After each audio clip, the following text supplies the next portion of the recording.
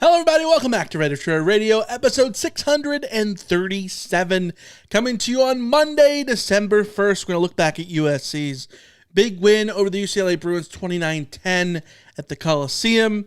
Talk about some early transfer portal news. Maybe talk about the coaching carousel a little bit. And, of course, open up the mailbag and hear what you guys all have to say. As always, you can follow us on social media at Rant of Troy. Email us, rantoftroy@fansided.com. And our phone number is 818-643-7227. Suck it, what's Bruin Show.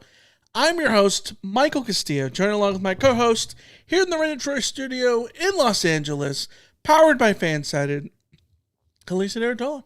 Hello, everybody. Hello.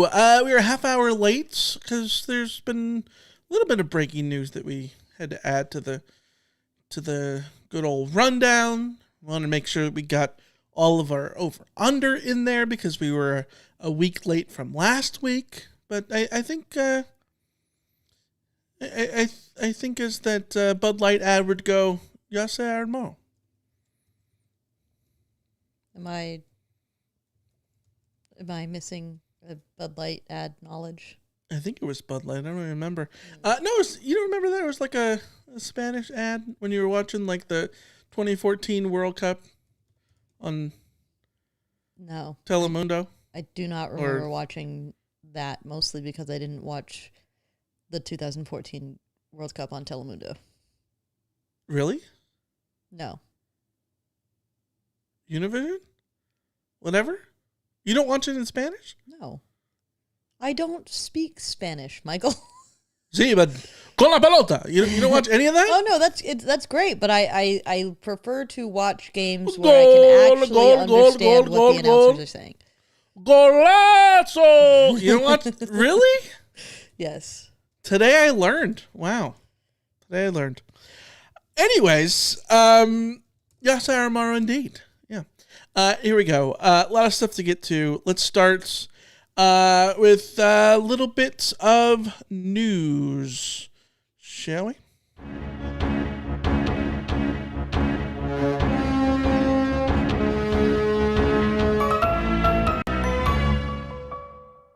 Alicia, SC is up to number 17 in the AP poll. Number 17 in the coaches poll. Do you have any thoughts on how the poll situations go? Do you care at this point? I mean, I care that USC finishes the season as highly ranked as possible. At this point, I think that I'm not going to I don't feel the need to debate the polls at this point because the debate over the polls is simply one that is reserved for when you have a chance to be in the college football playoff, as far as I'm concerned. So 17 fits, talking about for 4 that USC statistically almost always ends up under Lincoln Riley somewhere in the range of like 13 to 17, and that's where they've ended up again this year. Yeah, absolutely. Well, the polls reflect what USC's advanced stats metrics seem to conclude every year. I think that's the thing, is that the polls and the analytics are simpatico with where SC is, which is a team in the teens. And I think that's we've talked about this before, but like it's weirdly cathartic in the sense of like it's nice to know that SC is where they should be based on how they are playing, which means that they are not under or overachieving how they have played. More so, they're not underachieving, which has been the issue for SC of late, right? Because there were years in which SC had been in the teens in FEI and finished 8-6, as was the case in 2015. You know what I mean? Like, and as was the case last 2 seasons, where SC was in the teens but lost a bunch of games. 11 regular season games the last 2 years, and they lost 3 this year, which would be big. As Ron Murray in the chat says, it would be great to finish in the top 15. Yeah, I think.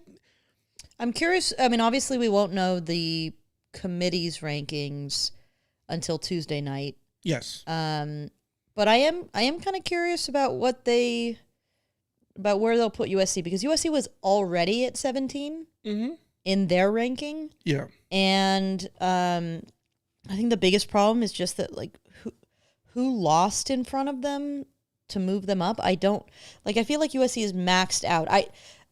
Although I think USC should move up at least one spot, because Michigan's loss to Ohio State gives USC and Michigan an equal schedule, and USC beat Michigan head to head.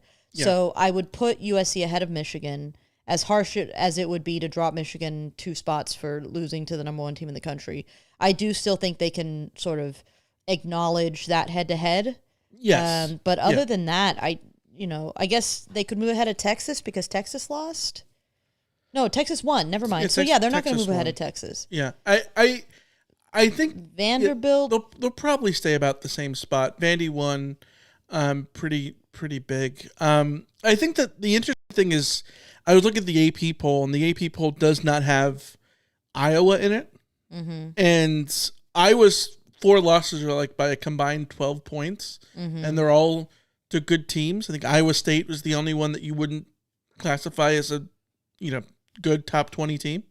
There are other losses are to SC, Oregon, and Indiana, all of them close. And it was Oregon's closest win, Indiana's closest win, and the game in which SC sort of had to have the biggest comeback to beat them, right? So, like, I think the committee, we've seen it play out, has favored Iowa more so than anyone else compared to, like, the media poll. So I wonder if that gives SC a little bit more juice in those college football playoff ranking polls, but still, like, there might be cause to put Iowa back in.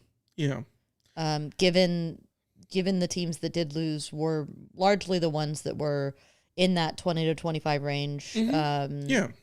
Illinois, Mizzou, Houston all dropped from the rankings for the AP. No, sorry, wait, no, that was last week. Where am I? But I think the point stands that, like, I don't think Tennessee, Pitt, and SMU dropped from the rankings this week. So I don't know. They could sneak in there and help SC's case with a ranked win, like a current, you could say. But I don't know. Either way, it doesn't really matter. SC's not going to get in the top 12. So it is what it is. But I think coming off of a season in which you finished 6-6 in the regular season, to take care of business with a chalk season and finish 9-3 and top 15. This is a good place to reset, catch your breath, and now move forward when you, hopefully, for the Trojans' sake, wrap up the number 1 recruiting class, which will be on Wednesday. Alicia, I looked this up this week, last night, because I'm like, when is signing day? Is it like, I don't know, is it like around Festivus? Is it like December 20th-ish? It should be. I mean, it shouldn't be, but the last few years, it's felt like it's been in the December 10th to 15th kind of range. Yeah. It's like the second week of December. Not literally in the week of conference title games. What are we doing? The calendar is so messed up, and I think that we saw this even more so this week with the Lane Kiffin thing. The Lane Kiffin, if the Lane Kiffin from Ole Miss to LSU thing was an "Am I the asshole?" post on Reddit, it's a no assholes here, as far as I'm concerned. I fully understand. Like, Lane Kiffin wanting to coach the playoff makes total sense to me. Of course you would want to go to the playoff. You coach the team into the playoff. Yeah, obviously, duh. And if you're Ole Miss, of course you're not going to let a conference rival just have their head coach in your locker room while the transfer portal is open. Like, of course not, right? Like, all of these things make sense. And if you're the players, it absolutely sucks. Like, everything sucks because the calendar sucks. And, like, the only solution, as far as I'm concerned, is to move everything forward. But, like, nobody wants to do that strictly because we've never done that before. You know what I mean? Like I think the solution to this is to start the football season a month earlier. Start it at the beginning of August instead of the beginning of September. And then you hopefully, get through the vast majority of the playoff. And the only thing you have left are maybe the semifinals and the national championship game at this point. And that would make things so much simpler. It makes it so much simpler. But mind you, it would feel weird. It would feel weird to have rivalry games in October. You know what I mean? It wouldn't feel like college football. Which would be odd. Yeah, it would be odd, but I think but it would solve the calendar There's stuff. so much in college football that is so messy and just it's like the what's that house that's all like piecemeal put together, named after the gun, Winchester House? The Winchester House. Yeah. Like college football is a chaotic Winchester House level mess because they've done things in sort of either short-sighted or just out of necessity to create a schedule that is now completely illogical. Yes. The bowl games were held over the Christmas period, and the traditional January 1st games were tradition, and then the playoff comes in and they have to muck around with the New Year's Eve schedule and the January 1st schedule, and they add the national championship game after those games. So then you have a national championship on January 8th for several years. And then when you institute the playoff, now you're sort of still starting from January 1st is your sort of base date to build everything around. And then the playoff goes into mid-January. Meanwhile, players are complaining because they're being inundated by coaches and they don't want to wait until February to have to sign. So everybody brings in the early signing period, which is theoretically a good thing because it is in response to players and coaches wanting things to get done early.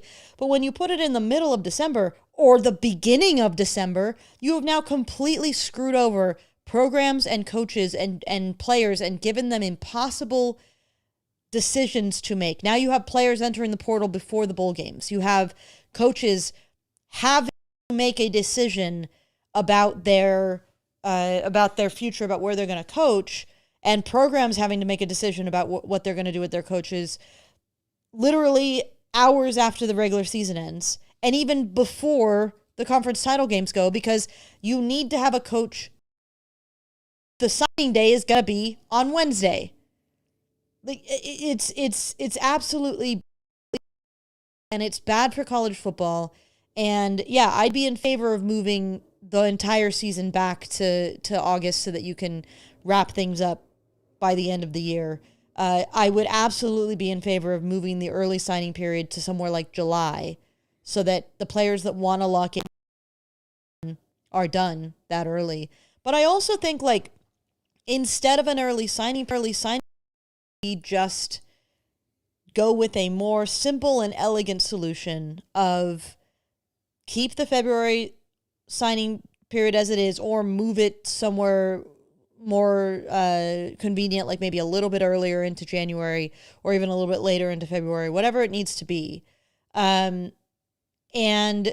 create a do not call list or a mechanism wherein if a player is locked into a school and they're good to go, that they can shut down their recruiting process completely and not have to deal with anything, and get their ticket to go.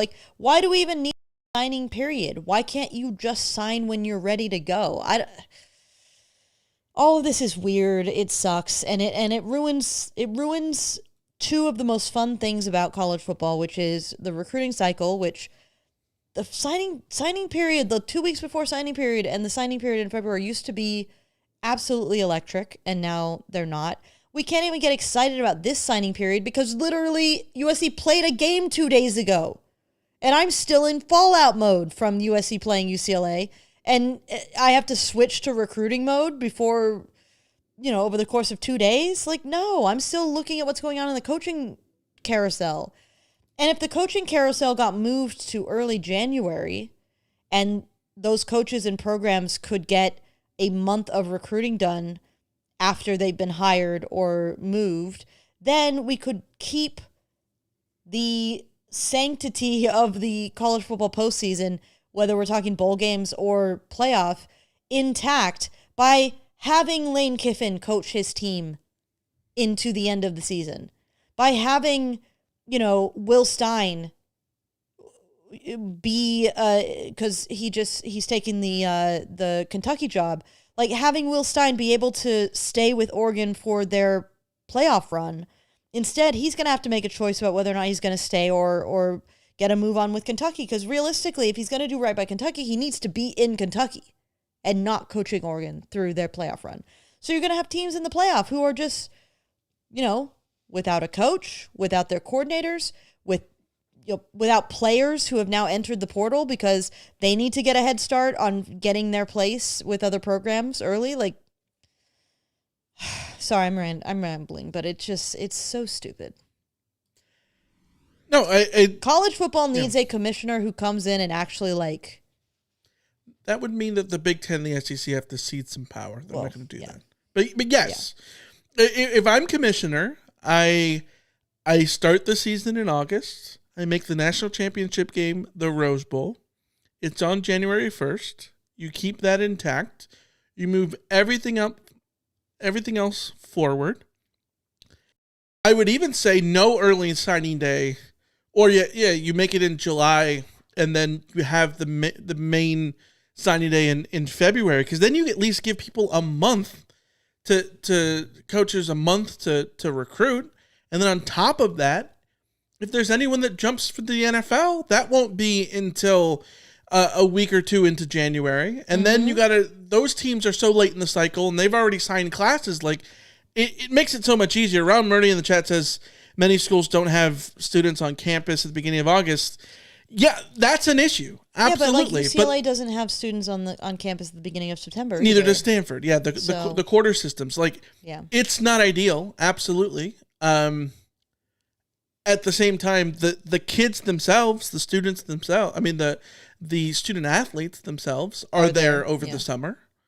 It might be a little bit weird for maybe a little bit of empty I would rather have empty student sections in the August games when you're playing, Southern Tennessee State. Yeah. Than have coaches on December 1st getting rushed into decisions one way or another and abandoning teams ahead of the playoff or bowl games. Yeah. I mean, another thing is USC is heavily tipped to go to the Alamo Bowl, and we don't know their opponent yet because it really depends on what BYU does as far as whether they get a playoff spot or not. Either way, Penn State is reportedly targeting Satake, their coach. So either way, BYU is either looking at going into the playoff without Kalani Sitake, or USC is looking at an Alamo Bowl against BYU without their head coach. So, again, you're screwing up the bowl matchups. It's just, if players didn't have to be in the transfer portal immediately in December, if they could wait until the end of their season, if they had that option to wait until January to dive in, that would be better for the whole sport. Yeah. I definitely agree. A lot of stuff, carousel, of course, and how that's all being pieced together. Let's run through a couple of those things before we get to the transfer portal stuff. We talked about Lane Kiffin. We've mentioned him on the pod recently, former SC coach, of course. He's headed to LSU. UCLA is hiring James Madison's Bob Chesney. Alicia, I do you have the text messages in front? I don't have my phone because your camera is famously my phone. Yeah. Can you read the text messages I sent to Jake about Bob Chesney? Yes. Okay. Michael texted shortly after the news. Chesney is too good of a hire for UCLA. It's too smart. Too smart for USC too. It's abnormally smart. UCLA should stick to hiring alums with no experience or alums with NCAA controversies. Enough of this find a legit good coach shit. Yeah. Jake responds, yeah, I'm excited about this one. Who knows how it'll turn out? But just like the Chip hire, they made a good hire. And there's a lot less baggage on this one than there was for Chip. Yeah. But you never know. And I responded, all hires are 50-50 at best. This is a true 50-50 hire where Foster was a 35-75. And then there was a debate about what proportions one should give to the Foster hire. Foster was like a 199 hire. Yeah. No, but I think that this is, if you're a UCLA fan, I think this is a great hire. It is smart, it is savvy. I think there's a long list.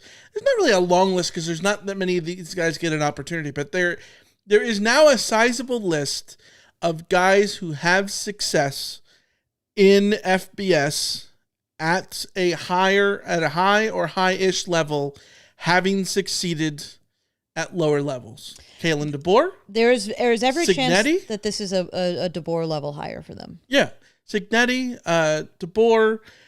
Brian Kelly was a guy who won national championships at D2 at Grand Valley State before, like, he had an undefeated season at literally every place he's coached at, with the exception of LSU.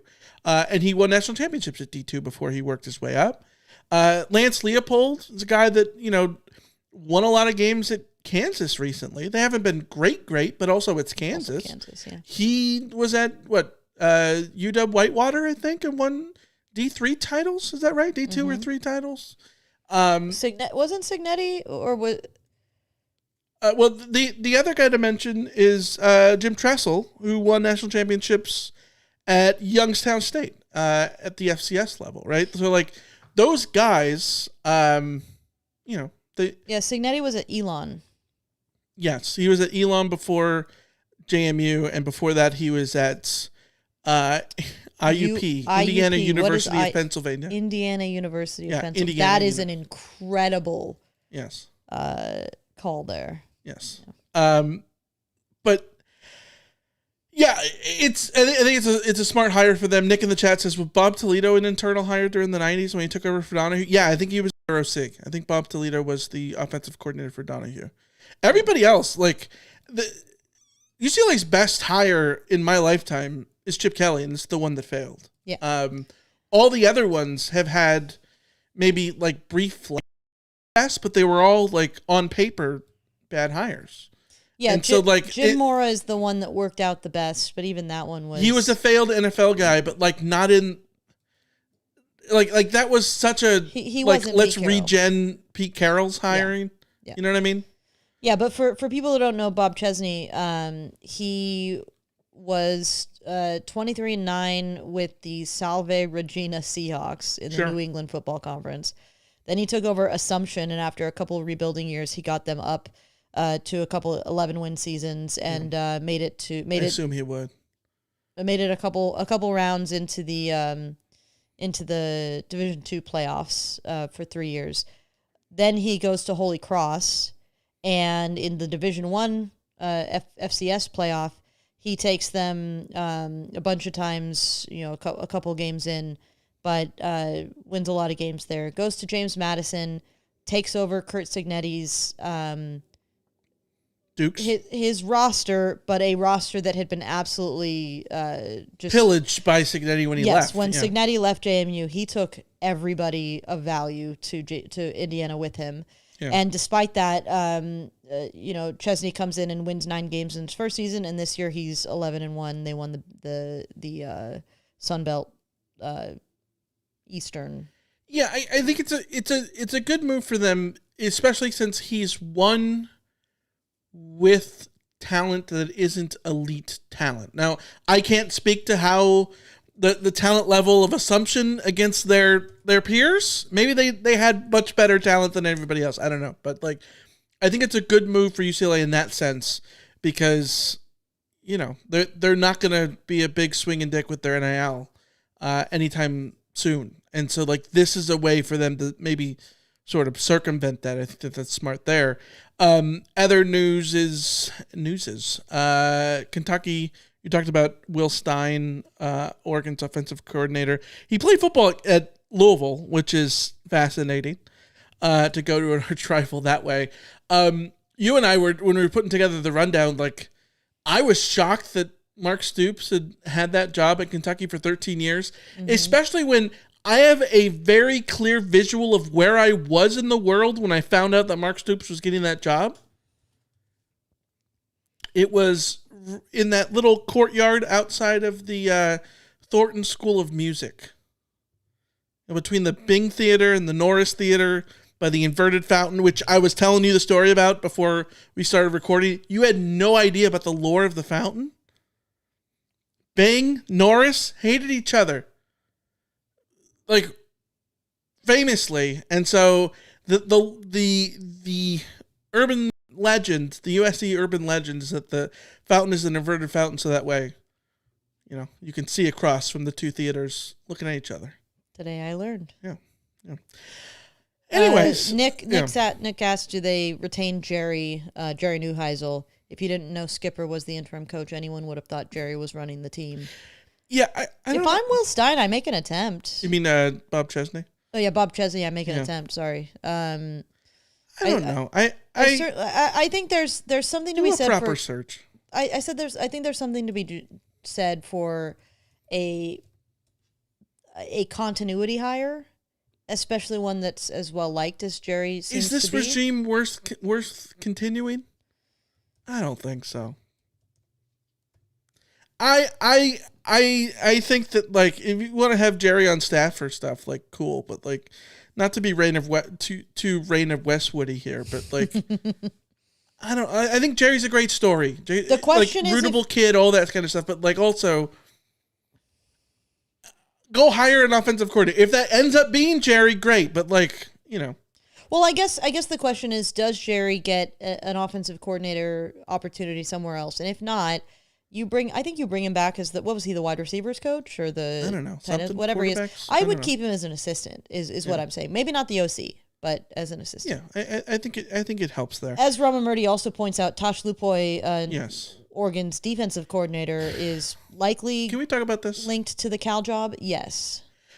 You and I have talked plenty off air about Tosh Lupoy, and we've talked with our friends who are football people about Tosh Lupoy, and it's always a running joke about Tosh Lupoy being a head coaching candidate places, because Tosh Lupoy is the modern day Ed Orgeron for me, as in he's an elite recruiter, except I think Ed Orgeron is a better line coach than Tosh Lupoy is, but Tosh Lupoy might be the best recruiter in the country. I don't think that's a crazy thing to argue. Mm-hmm. There is no sign that he's a great coach. None. In fact, outside that he's just worked on good staffs. I would say, in fact, he is at his best when he is somewhere that his ability to coach is not important.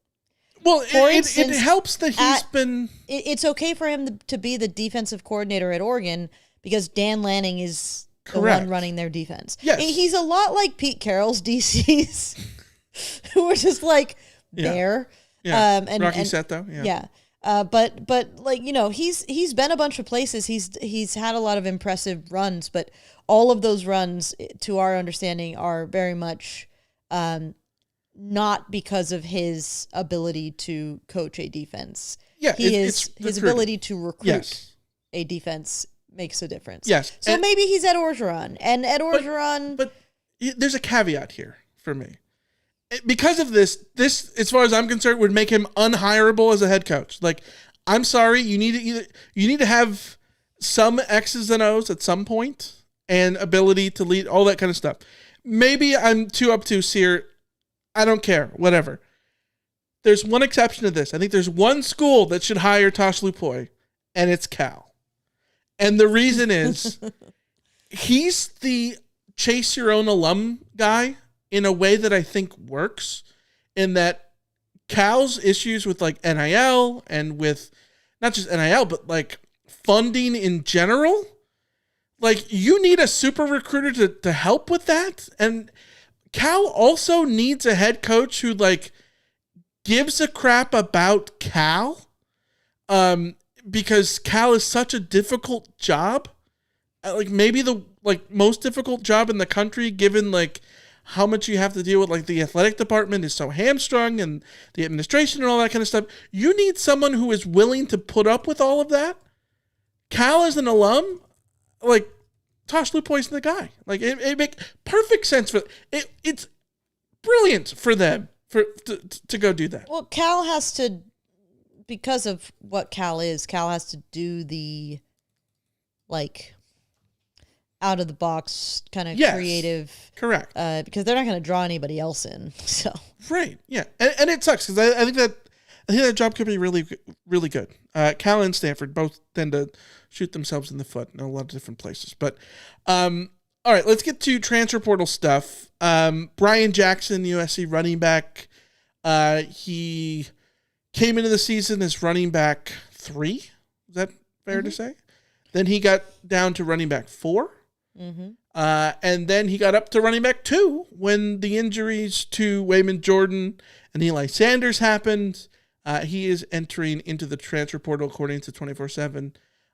Your thoughts here? I think this is a very understandable transfer given what we know about college football and running backs in the year of 2025. Yeah, basically this was necessary, especially because USC has other younger running backs coming up who were already like Riley Wormley.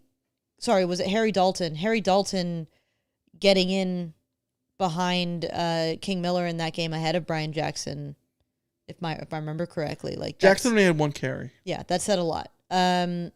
So yeah, it's a bummer, but in the end, Brian Jackson, whether it was the injury or not, his role seemed to be very limited to inside the 10-yard line. And even there, like he wasn't so spectacular in that job that like I wouldn't have been happier with King Miller on the field anyways. You know, this is the move for him. And I hope it does. And I hope it does. Number 1, Wayman Jordan's coming back. It could also just mean that they have a lot of faith in Wormley and Dalton, and he sees the writing on the wall that like even if those other 2 guys to come back, he's not RB1. Yeah. Yeah, you hope that he finds a place that works out for him. If it ends up being SC and he comes back, great for SC and whatever. But like, yeah, this is what college football is in 2025. SC's priorities needs to be having 2 very good, reliable running backs. And I think that the 2 that they need to make sure that they have right now, more than anybody else, is Wayman Jordan and King Miller.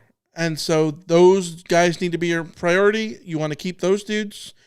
You got dudes coming in the 2026 class, what is it? Alton and Rideau. And then you have Dalton and Wormley. Like those are dudes that are there to help out with depth. So bummer for SC, but it makes sense. Alston, by the way, it's Alston. There's an S in there. Yeah. I get you. I was struggling in my head. I'm like, is it Alston or Alton? Like Alton Brown or Alston? Like Alston. Here's the thing about recruiting classes these days. Like, I make a note when somebody commits, and then I forget everything about them because they may or may not sign, and I'm not putting any energy into figuring that out. Yeah. Someone who you might want to put energy in is Nick Marsh, Michigan State wide receiver. He was their big bad wide receiver for the last 2 seasons. He was, I believe, was he set all their freshman records at Michigan State last year. Michigan State just fired Jonathan Smith, which was to me shocking, honestly. I understand that they were not good this year, but also I don't know what they expected. So he was fired. Jonathan Smith was fired. Nick Marsh has put himself into the transfer portal. At least apparently there's a lot of smoke around SC being a player here. He did play against SC and had, a few catches, playing well, not 100%, but Yeah. I think this would make a lot of sense if you were SC looking that way. Each of the last 2 years, he's had 600 yards plus receiving, 41 and 59 catches, 6 touchdowns this year, 3 touchdowns last year, playing in an offense that really struggled to, I think Aiden Childs has a lot of talent, but that offense has continued to struggle to get off the ground. So I'm not surprised that his numbers, his raw numbers aren't super, prolific. But I want to call it, there's so much smoke around this because as soon as he entered the portal, like all the USC, like people and fan accounts and people who pay attention to all of this stuff closely, like we're eyeball emojis and saying, well, look who's in. And then today I looked up and I saw a tweet from the real Shardy, who is a Michigan State alum, who is... Hold on, can we get a spell check on real Shardy? Real, R-E-A-L, Shardy, S-H-A-R-T-Y. Okay, I thought so. Okay. And his name is Anthony with a poop emoji. Sure. So, Twitter. But he's a few thousand followers and he writes for Spartan Shadows. So he's in the know. Not in the know in the background, but he is part of the Michigan State community. He quote tweets Hayes Fawcett's tweet about Nick Marsh entering the portal and says he's going to end up at USC, put up 1,500 yards and 12 touchdowns next season, and go in the first round. Just preparing you. So even Michigan State is saying he's going to USC. So, all right. I think that'd be a great get for SC, considering that Makai Lemon probably should be gone. If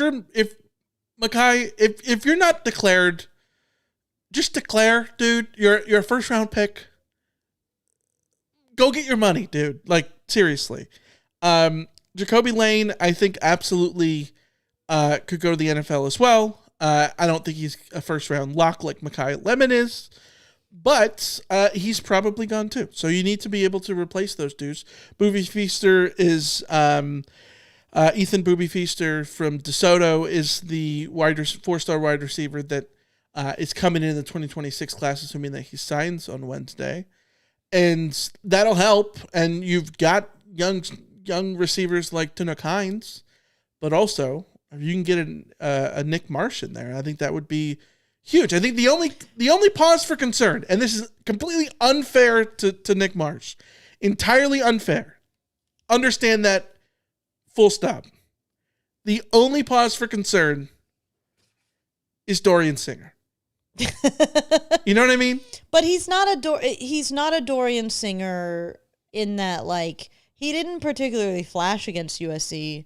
And he didn't put up insanely prolific numbers. He's coming off a sophomore season where he is clearly talented and capable of being productive. And I think if he comes to USC, he doesn't have to be wide receiver number 1. He can come in and be wide receiver number 2. He can, if he just repeats 59 catches for 662 yards and 6 touchdowns, and Tanook Hines takes the reins, you're happy with that.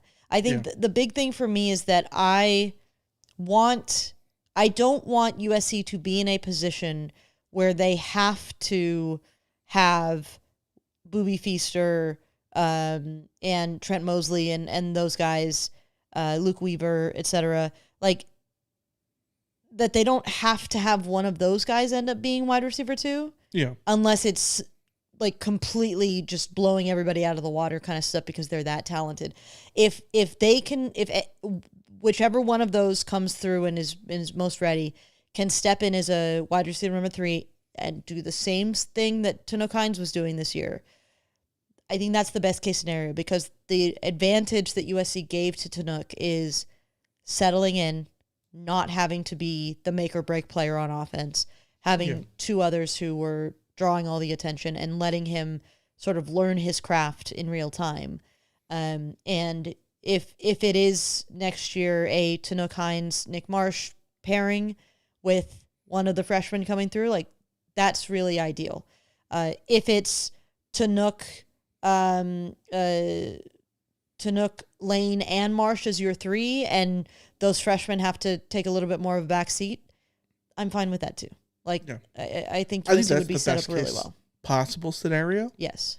And then you hope that Feaster and those guys are like this year's Tanook Hines. Yeah. And like the Steve Smith in 2003, the young kid who doesn't have to be the superstar because you've got a Mike Williams. Yes. You've got a Kerry Colbert, but hey, this super fast kid out of Taft looks really good for the future. You know what I mean? And then if you're looking ahead and Lane stays and you get Marsh, both of them are, Marsh's potential is such that he can have a good year with USC and leave for the NFL. Yeah. So you would end up in a situation where even if Feaster and Mosley and those guys don't get a ton of run as freshmen, you don't have to worry about them transferring because you can then look at like, okay, you've learned your trade as a freshman. Jacoby Lane is graduated. Nick Marsh is off to the NFL. Yeah. Tanook is going to be a junior. Like you then step straight into those roles right after some time to develop. I really like that potential progression. Yeah, and if Lane doesn't come back, then Marsh is your Lane. Yeah. Tit for tat there. So, yeah, we'll see how that goes. We'll keep an eye on that going forward here in the transfer portal. It's nice that USC is in a position this year, unlike the last couple of years, where they don't have to add receivers, in my view, unless guys leave. That it happens, but like there's not a ton of pressure to be in the transfer portal and be picking up depth pieces the way they have the last few years. If they go after Nick Marsh, it is because Nick Marsh is worth going after.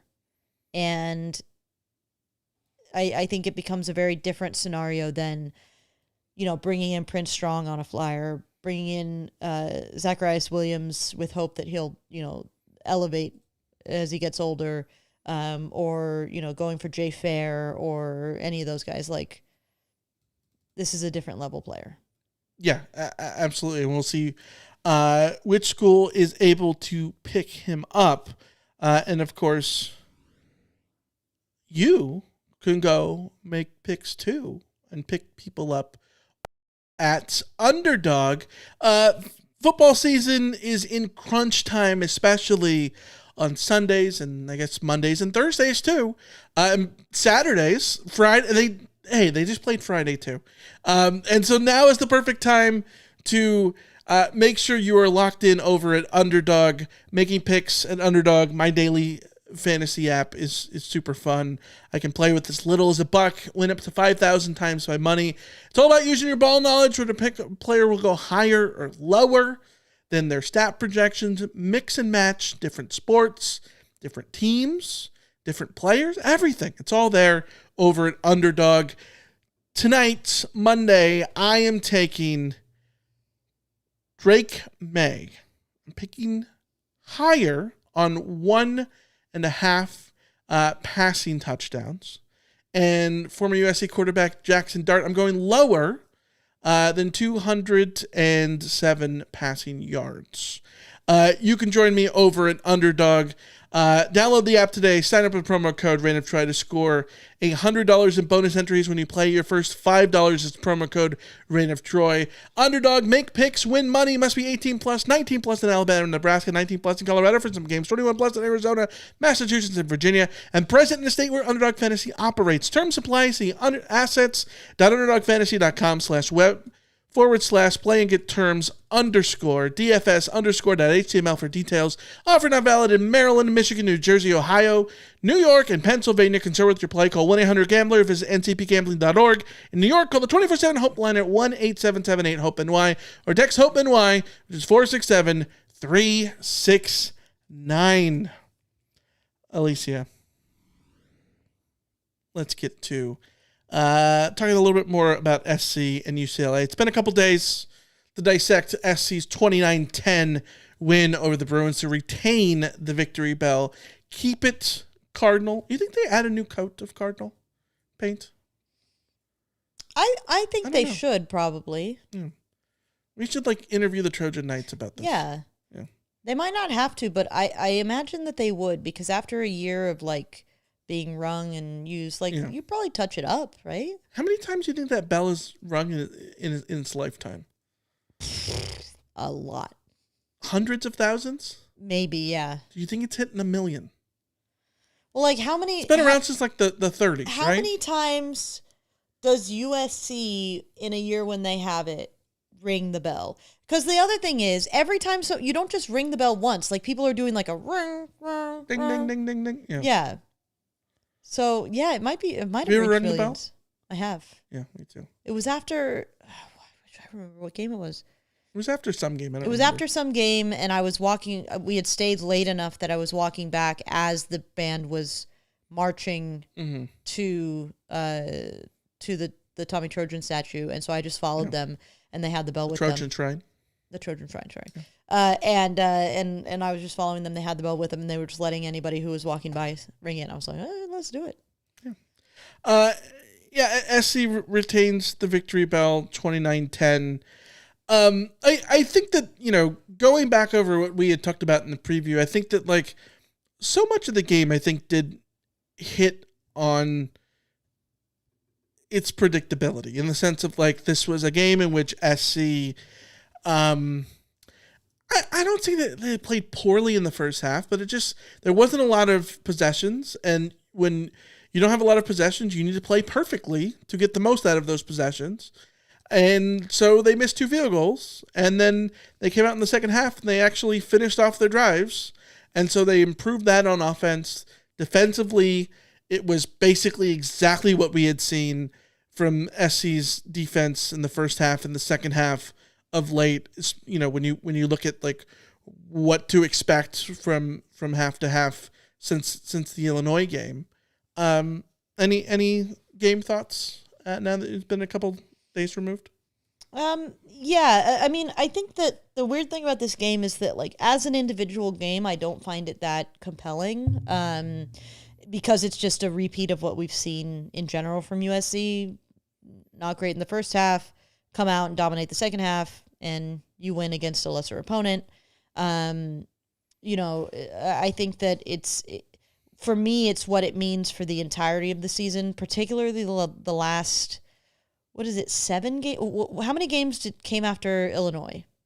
7. 7. So the last 7 games of the season, like all I've been thinking about and haven't been able to do yet, since the UCLA game is like, I want to sit down and pull all the numbers from those 7 games and do some calculating, or have ChatGPT do some calculating for me, and like really nail down the trends in those 7 games and sort of see, just break down like how good was USC's defense actually in the second half in those 7 games? How good was USC's offense in those games? How much of any of this is related to the road home splits? Like, how significant were the home road splits?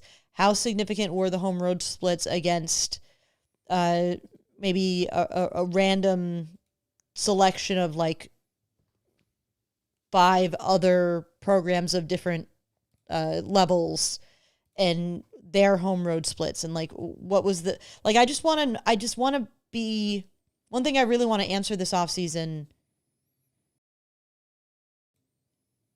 is it just that we watch USC so closely that we notice the home road split is losing too many of those road games for a variety of reasons? We think that USC is especially bad on the road. Is USC actually, like, is it true that USC is especially bad on the road and that other teams are playing worse on the road but not as bad as you? Like, how big is the home road question going into next season? Because for me, this game was very much about sort of progressing on to next season, and everyone talks about how difficult the 2026 schedule is, and it's certainly difficult because of who USC plays, but USC gets so many of those tough games on the road, at home. Ohio State, Oregon, Washington, and Notre Dame are all at home. Like, is it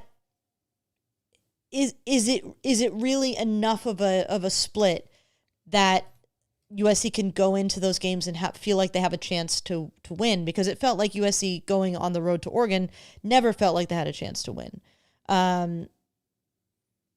But on USC's home turf or against Notre Dame, if Notre Dame is on the schedule, which is another thing to figure out. But like, I want to use data from this and the last 7 games to like mentally prepare myself for what the home road splits will look like. Because next year USC goes on the road to Indiana, Penn State, Rutgers, UCLA, and Wisconsin. I think the hard part about the home road splits this year is the lack of equity in the competitiveness of the schedule, right? Like, and I think that, you basically mentioned this, like the Oregon and Notre Dame games were the 2 hardest opponents SC faced, right? And obviously they're playoff teams, no doubt they're playoff teams. Losing to them, their SC was not favored in those games. They lost those games, all that kind of stuff. Well, they take up 1/3 of all your road games statistically. Yeah. And so like that tanks a lot of the numbers. Mind you, SC against Purdue statistically was not as successful as they were against Northwestern, for instance, right? So like I think the home road splits exist, but I do think that a finer comb I think would be interesting to sort of try to find out some sort of data there. I did run a bunch of data on the first half and the second half. Now that we've seen all 12 games play out for everybody in the regular season throughout college football, I was able to go through and a little inside baseball stuff, but like CFB stats is which we use for a lot of numbers because it's so good in a lot of instances. And there's a lot of interface on CFB stats is so simple and elegant. Like I wish. Oh, go on, because you're gonna give the complaint that I would give. Well, like it's great because they got a lot of splits and there's situational stats, but there's like glaring omissions of things that could be very helpful. Like for instance, if you go to passing offense and passing defense, you can break those down any way you want. You can break them down with a bunch of splits, like what were they SC against ranked teams versus unranked teams, home games versus road games, conference, whatever it is, in each month on what day of the week. Well, not literally, but anything. And then you can go into situations. What are they on 3rd and long versus 3rd and short versus first half, second half? Like whatever the situation is, they've got a situational stat for that, for passing offense and rushing offense. They do not have those for total offense. And so I went through and like literally Control-C, Control-V into a Google sheet, the first half and the second half of passing offense and passing defense, and merged it together to get total offense in the first half and total offense in the second half. So here are the numbers. SC for the entire game is averaging defensively 4.40 yards per carry that they're allowing. 4.40. That's 83rd in the country. Well, in the first half, in terms of carry, SC is allowing 4.96, which is 117th in the country. 4.96. In the second half, in yards per carry, SC is 3.85, which is 52nd in the country. It's not that 52nd is good, but they are literally a whole yard better in yards per carry in the second half. And this is throughout the entire season. And we've talked about the second half really, like, I think the fault in the sort of the narrative that we have seen the Trojans go on this season is that the second half improvement has really been since the first bye week, since after the Illinois game, because they were not better in the second half defensively against Purdue. They were not better in the second half defensively against Michigan State, for instance. But they've been better in the second half in all of the last 7 games defensively versus the first half. And so take that for what it's worth, that 7 of those games they were better in the second half than the first half. And over 12 games, they are still a whole yard better in the second half in terms of yards per carry. Then you look at yards per play. And yards per play in the first half, let me sort this here. Yards per play in the first half, SC is allowing 5.94 yards per play, which is 94th in the country. Well, in the second half, in yards per play, they are 5.21, which is 49th in the country. So again, 5.94 to 5.21. 3/4 of a yard better per play on a per play basis in the second half versus the first half. And I would love to sort of do these same type of numbers for third downs, because we talked about it. The UCLA game was a prime example that in the first half, UCLA was averaging a down and distance on third down of 3rd and 5. In the second half, it was 3rd and 11. And that's how you get off the field. You create longer third downs. You allow fewer yards earlier in drives.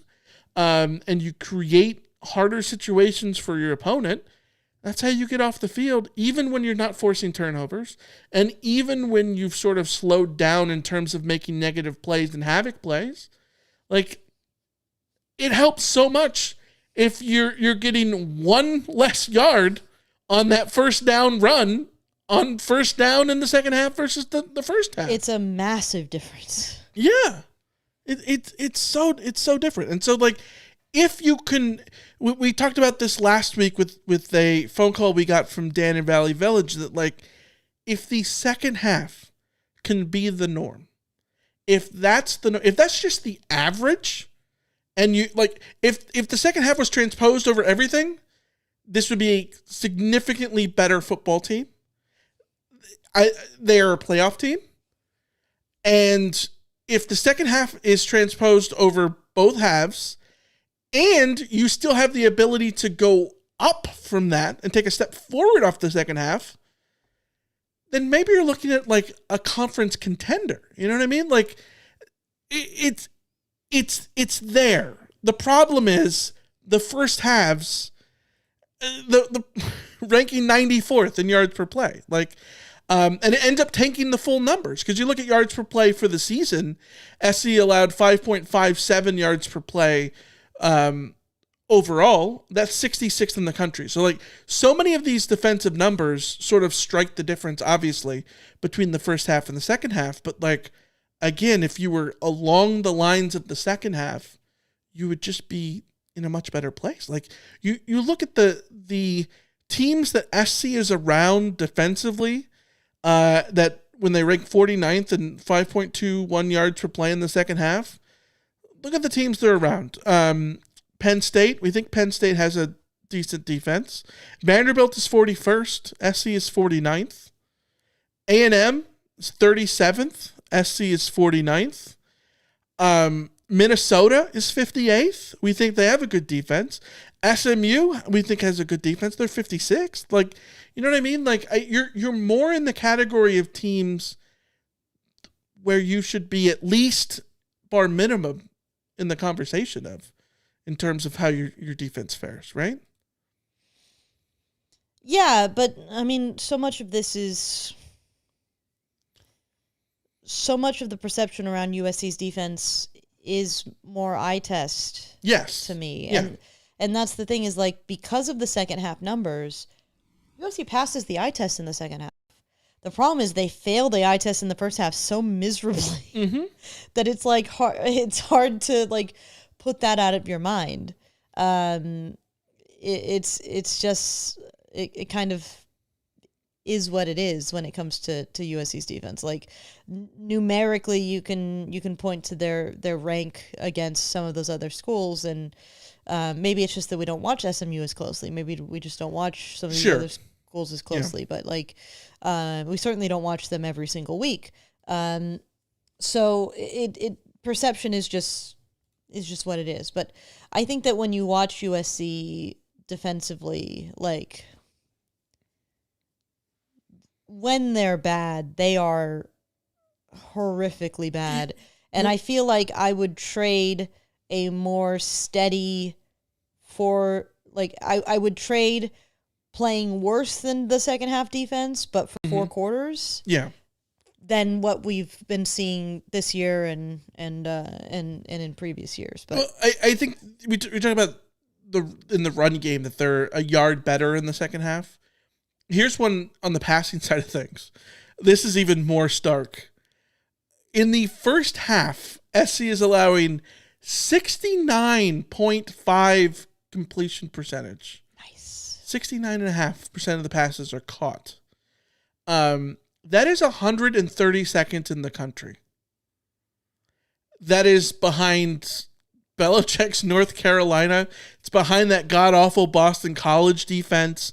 It's well behind UCLA. Like, it's bad. In the second half, SC is at 60.5%. Literally 9 percentage points better in the second half. Again, I think a lot of this has to do with just creating longer situations in the down and distance, in part because you are stopping runs on first down to be a yard longer. And you slowly just move things a little bit, and it all starts to, exponentially get better for you, right? Like the 60.5% completion percentage is 66th in the country. So it's not like that's an elite level, but you're right ahead of Iowa State.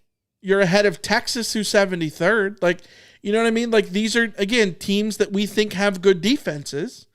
You are more in line with what those type of teams are doing in the second half. Like, you got to get there. You at some point we need to stop framing this as the second half is better and more so the first half is bad. You know what I mean? Yeah, because that's the big difference is USC's second half defense is solid, is really good. They rank 21st in second half defense with 9.3 yards per game. You sort of parse that out over. Hold on, what are you talking about? USC's second half defensive points. Oh, yes. Yeah. They give up 9.3 points per game, which is 21st nationally.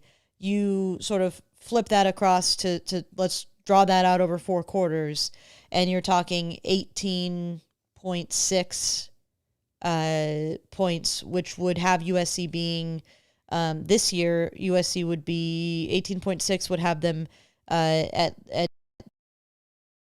18th nationally. Yeah, which instead USC's first half points allowed is. Oh, wow. Well, that's fascinating. Hold on. Oh, no, sorry. This is not points allowed. This is points. That's why it doesn't make sense. Hold on. No,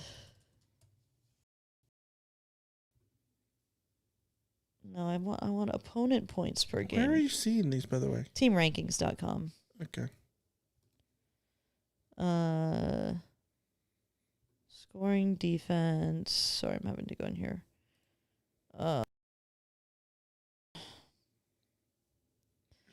This is great this audio. Is great radio. I know.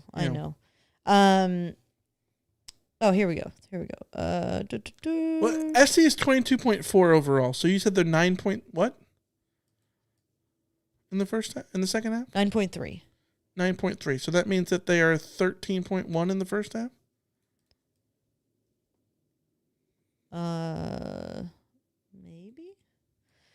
Why can't I? Anyways, Yeah. Okay. Either way, one thing I want to point out though is that you've pointed out that USC's 22.4 points per game is the best points per game number for USC since 2013. Yeah. Right?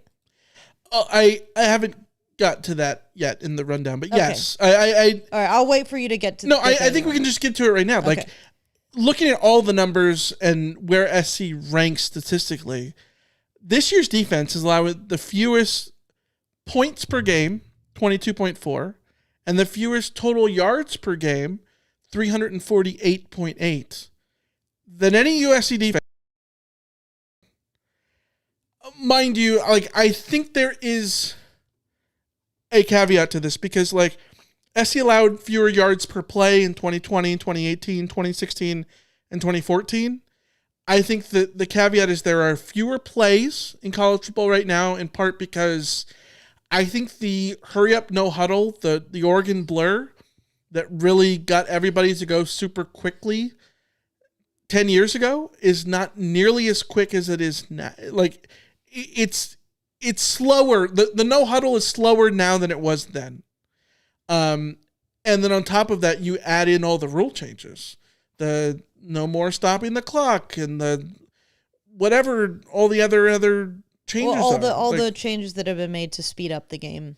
Yeah, and then you add on top of this stylistic differences in the Big Ten opponents versus the Pac-12 opponents, right? Like, yes. SC is not playing an air raid team like Washington State or a no-huddle team like ASU. Instead, they're playing, Northwestern and Iowa and Purdue. I guess Purdue maybe is an outlier here, but you know what I mean? Like, teams that have more traditional, relatively traditional offenses, right? That are a little bit slower and, going to have fewer plays per game and fewer possessions and all those kind of things.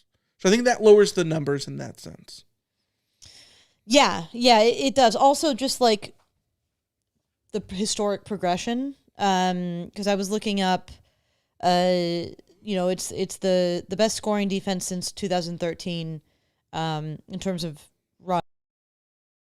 best scoring defense in terms of rank since 2016. So USC this year ranked 46th, and in 2016, a team that allowed 24.2 points per game ranked 38th. And if you put USC's 22.4 scoring average defensively into 2016, they would be 26th nationally.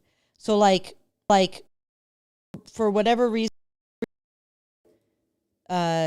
scoring defense just lower points. Like, in order to be a top 25 scoring defense now, you need to be under 20 points per game allowed. In the past, a top 25 defense with 22 points allowed, which is where USC kind of is. But USC isn't actually that, like, they're more middle of the road. Historic comparison indicates. Yeah, right. I mean, the prime example is when you look at total defense in 2025 at 48.8 yards per game. In 20, they allowed 20 more yards, 367.2 yards per game, but they ranked 36th. So they were better in terms of like what's it relative to like the national scoring trend. Yes, they were better in that sense. So like looking at the numbers, I think that there are lots of places that SC can improve defensively. Absolutely. Is this a great defense? No. Obviously, like if they would be better, if they played the way that they did in the second half over the entire games, I think they would be They'd be in the playoff right now. I think, yes, they'd be in the playoff. If you could have, we talked about this several times over. If you can have a defense that is top 25 holistically and top 50 in every stat, you will be a playoff team with the offense that you have. Yes. Undoubtedly. Yeah. Right? Like, no not every metric, not every counting stat is going to have a top 10 defense in the top 10. That's not how it works, right? Mm-hmm. Like Georgia, for instance, we all think they have a good defense, right? Georgia in the first half of games is allowing, 67.2% of completions to be, pass attempts to be completed, which is worse than Ohio. You know what I mean? Like Ohio of Ohio. So like, yeah, things are nuanced in that sense, but like, you got to take a step forward defensively, whether that's, another year of Danton Lynn with more development and getting the transfer portal right and not having the injuries. Sure. If it's making a change, sure. Either way, you have to get just at least a tiny bit better on defense to take a step forward and really make it more viable, because SC's offense, 9th in yards per pass attempt, 4th in yards per play this season at 7.21, 5th on third downs. Like, this is a very, very, very good offense. The numbers have curtailed as the season has gone on, because in Big Ten play, they're not averaging 9 point whatever yards per play that they were in September or whatever. But they've had enough offensive performances. Like, they did enough on offense at Notre Dame to be closer than losing by 10. You know what I mean? Yeah, with their second half defense across 4 quarters, I think there's a very good chance that USC would have maybe not guaranteed a win in that game, but certainly would have pushed that to the final possession, maybe that particular game.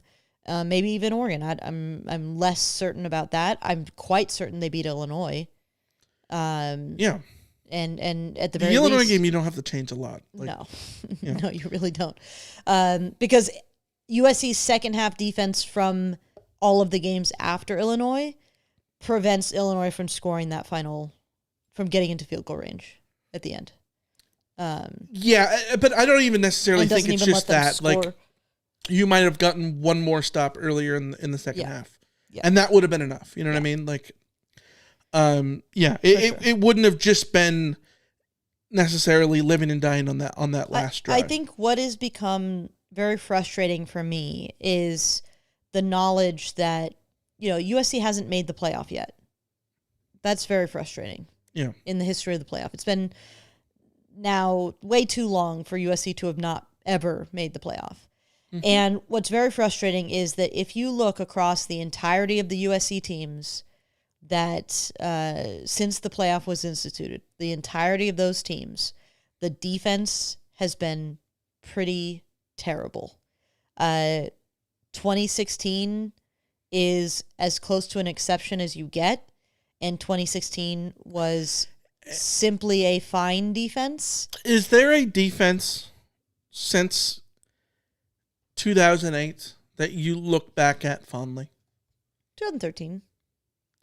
I think 13 is the closest one, because 13 and 14. And the reason I say, like, in 14, Justin Wilcox was there, but you had Leonard Williams at his peak. You had Stuart Cravens basically at his peak. You had freshman Adoree Jackson. Like, the dudes that were on that defense, great. And like, I think the 2014 defense, I think it would be looked at way more positively, 2014 and 15, to be quite honest, more positively with the context of everything that's followed in the decade after it. And not to say that, like, obviously that's moving the goalposts a bit, but like, I don't think people realized how far away SC's great defenses would still be at this point. Like, Wilcox's reign as defensive coordinator looks like the outlier compared to what SC's defense was in 2008 and 2013. It does not look like the outlier when compared to everything else since. You know what I mean? Yeah, and I'm going through here to see like was Pendergast 2? Even Pendergast 2 was Pendergast 2. Yeah, you get the 2013 season, you get the 2016 season. USC ranked 16th in scoring defense in 2013. Yeah, I don't know that Pendergast 2 was like sizably better than Wilcox. He was more stable than anybody who came before, but yeah. Wilcox was 48th with 25.2 in 2014. In 2015, 25.7, 50th. And then, was he already gone by 2016? Wilcox only was there for 2 seasons, 14 and 15. So then Pendergast 2. Pendergast 2 is 16, 17, 18. 24.2, which is 38th for 2016. 2017, which is crazy because, like, I look back fondly on the 2017 season defensively as, like, there were a lot of really good players on that defense. I truly liked the 2016 defense, but the 2017 defense felt like it was more loaded on defense, and that they allowed 26.1 points per game, ranking 60th. So like, and it's all just worse from there. Like there's no bright light of happiness defensively for USC through all of that. So like, I think part of the perception of this defense to me is like, if you take this year's defense against every defense that USC has fielded since 2013, so we're talking 2014 to now, it is, if not the best defense, then the second best defense after 2016 in terms of raw numbers. Eye test I'd give to 2017 and 2016 personally. I think you probably give the eye test in 2020 also, but I don't think we should count. I don't count 2020 for anything. But so if you're basing it around that comparison, this is a huge step in the right direction. Right. I think where I might be different from how others view it, certainly I think how you view it, is I am not basing it off of everything from 2014, because everything since 2014 has been mediocre to bad at best. Yes, there's two things here, and this is like the best of a decade of mediocrity for USC on defense. Yeah, well, this is the thing that we've talked about with SC football in general. Like, the problem is that everything is correct. Yeah. That, like, SC's defense right now is better than it particularly in the second half, obviously. Like, that's a huge caveat to make, for sure. But, like, SC's defense, if we only look at the second half right now, is the best it's been since 2013. We can say that? Is that fair? I was so good on to 26. If we're talking statistically, then yes. Okay. But also, that true fact. But also, that doesn't mean that it's where the defense should be. Like both of those things can be true. This can be the best defense statistically that SC has had in X amount of years. It's also not good enough, right? You know, like, both of those things are true. And what makes me very frustrated is, if I look, to get back to the playoff question, if you look at the last 10 years of USC defenses, if they were not even top 25, if they were simply ranked 30th across the board, USC is in the playoff this year. They're in the playoff in 2022. You could argue that USC wins 9 games or more in 2024. If there's a 12-team playoff for that whole stretch, SC is in 2016 and 2017. 2016 and 17. There's a non-zero chance they're in 2014. Yeah. 2014, like, is such a weird season because they lose the Utah game in the last play of the game. They lose the Boston College game in a game that they had no business losing. They lose the ASU game on the Hail Mary. Those are 3 games where if the defense takes a step forward, a half click forward, they win all 3 of those games. And they are undefeated going into the Rose Bowl and get absolutely murdered by UCLA. But that's a playoff team in a 12-team system for sure. I'm even gonna go out a lot of ifs that make no sense. I'm gonna go out on a limb and say if USC's defense in 2023, because that offense averages 41.8 points per game. Yeah. If USC's defense is top 30 in 2023, USC's in the playoff then too. Well, they're not 8-5. I think that the crux of the matter for all of this is that like if SC is able to blend a top 10 offense with a top 30 defense, that is a playoff team, especially in a 12-game system. I'm even going to push it. Basically every year. I'm even going to push it farther. Let's not even roll with top 30. Let's roll with top 40 because top 40 in 2023 would have been 22.5 points per game. USC gave up 34.4 points per game that season. Right. So they scored like 8 points per game more than their defensive average. But if you were just top 40, you would have scored 20 points more than your defensive average. And you would not have you might have still lost to Oregon and Washington, but you're not losing to UCLA. You're not losing to Utah. You're blowing out Arizona. So, it's just really frustrating. Yeah.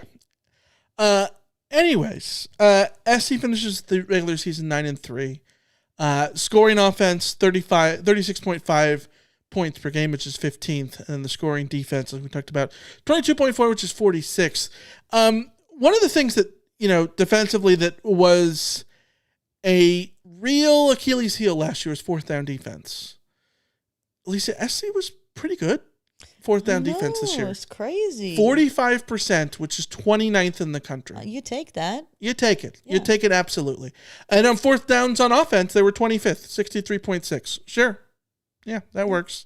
SC in red zone conversions was really good. 73.7%, which is 13th in the country. Touchdown rate, though, 75th in the country at 60.5, which to me, you know what this means? If you get into the red zone against SC, you're either scoring a touchdown or you're throwing an interception. You're either scoring a touchdown or turning the ball over or going for it on fourth down and missing. Yes. But yes. Exactly, yeah. Yeah. All right, a lot of stuff to get to. Let's start with over-under. So you're going over. I'm going bold. I got to take an under here. I got 3 under to take. I'm going to do an under here. All right, I just realized our graphic is a week out of date. We didn't do a graphic last week for the Oregon game.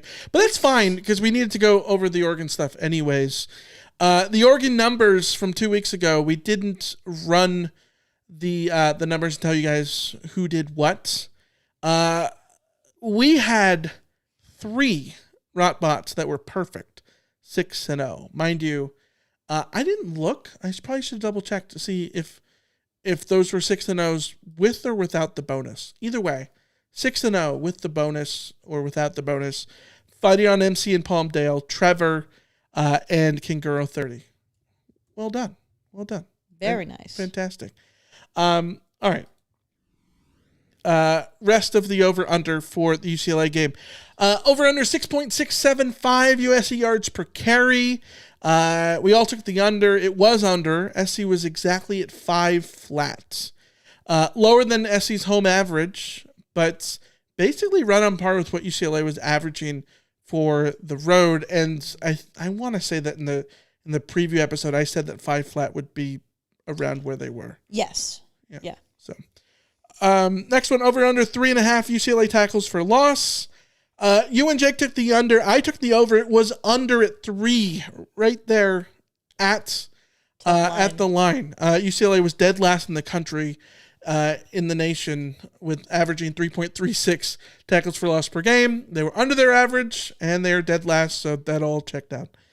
Next one, over under 1.5 USC special teams gaffes. We all took the over. Alicia took the over. Jake took the over. I took the over. It was over. Mind you, not a satisfying over because we listed out things that could be counted here. A missed field goal, a punt of less than 20 yards, allowing a touchdown, a block, any of those things. It was a blocked field goal and a missed field goal. As far as like sexy disasters go, that's not fun. That's not fun. Like, oh my God, the incompetence. Yes, yeah, exactly.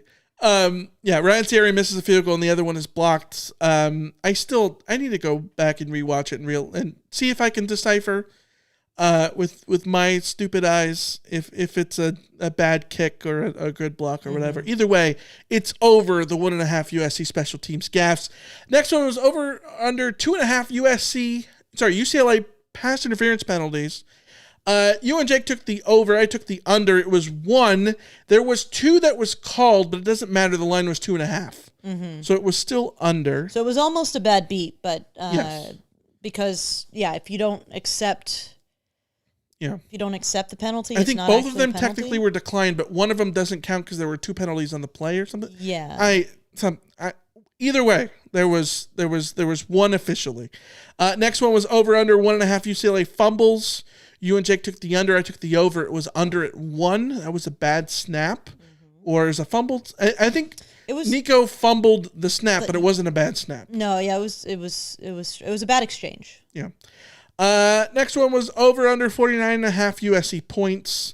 We all took the under, and it was under. It was 29. SC has not scored 50 since 2019 against UCLA. For the week, you went 5-1. I went 4-2. Rot Bouts of the week, we had a ton of people go 5-1. A ton. Alicia, Matthew in the LBC, Vince in San Diego, Aaron from Madison, Fighting on MC from Palmdale, Scotty C, Jay in Ukaipa, Britton Irvine, Trevor's mom, John Clown, Moose Pants. Congratulations. And Jake from the What's Burn Show. Did Jake go 5-1 also? I didn't notice it at the time, but he and I were simpatico the whole way. Oh, wow. Yeah. Okay. Well done, Jake. And so for the season, going into bowl games, and if you remember right, bowl games are worth double. That's the way we do this.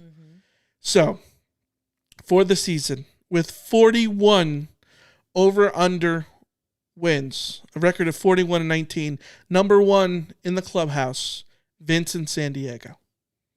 Number 2 at 39-21 is John Clown. Number 3 at 37-23 is HH and HB. Number 4 at 36-24 is Trevor M. And tied for 5th at 35-25 is Jay Vandy and Steven Schad. So, anyone's game. It's anyone's game still because of the over-unders for the bowl game will be worth 2. Yes. So there will be potentially 12 points on the line? Yes. Yeah. 12 points on the line. So, it should be big when we get to the Alamo Bowl, baby. Yes. When we get to that, more on that coming up. Let's get to the Rotometer. All right, Elise, you wanna talk about your Rotometer and where it would be right now? I think on the CarCast, I was at a 7. I feel like 7 feels like a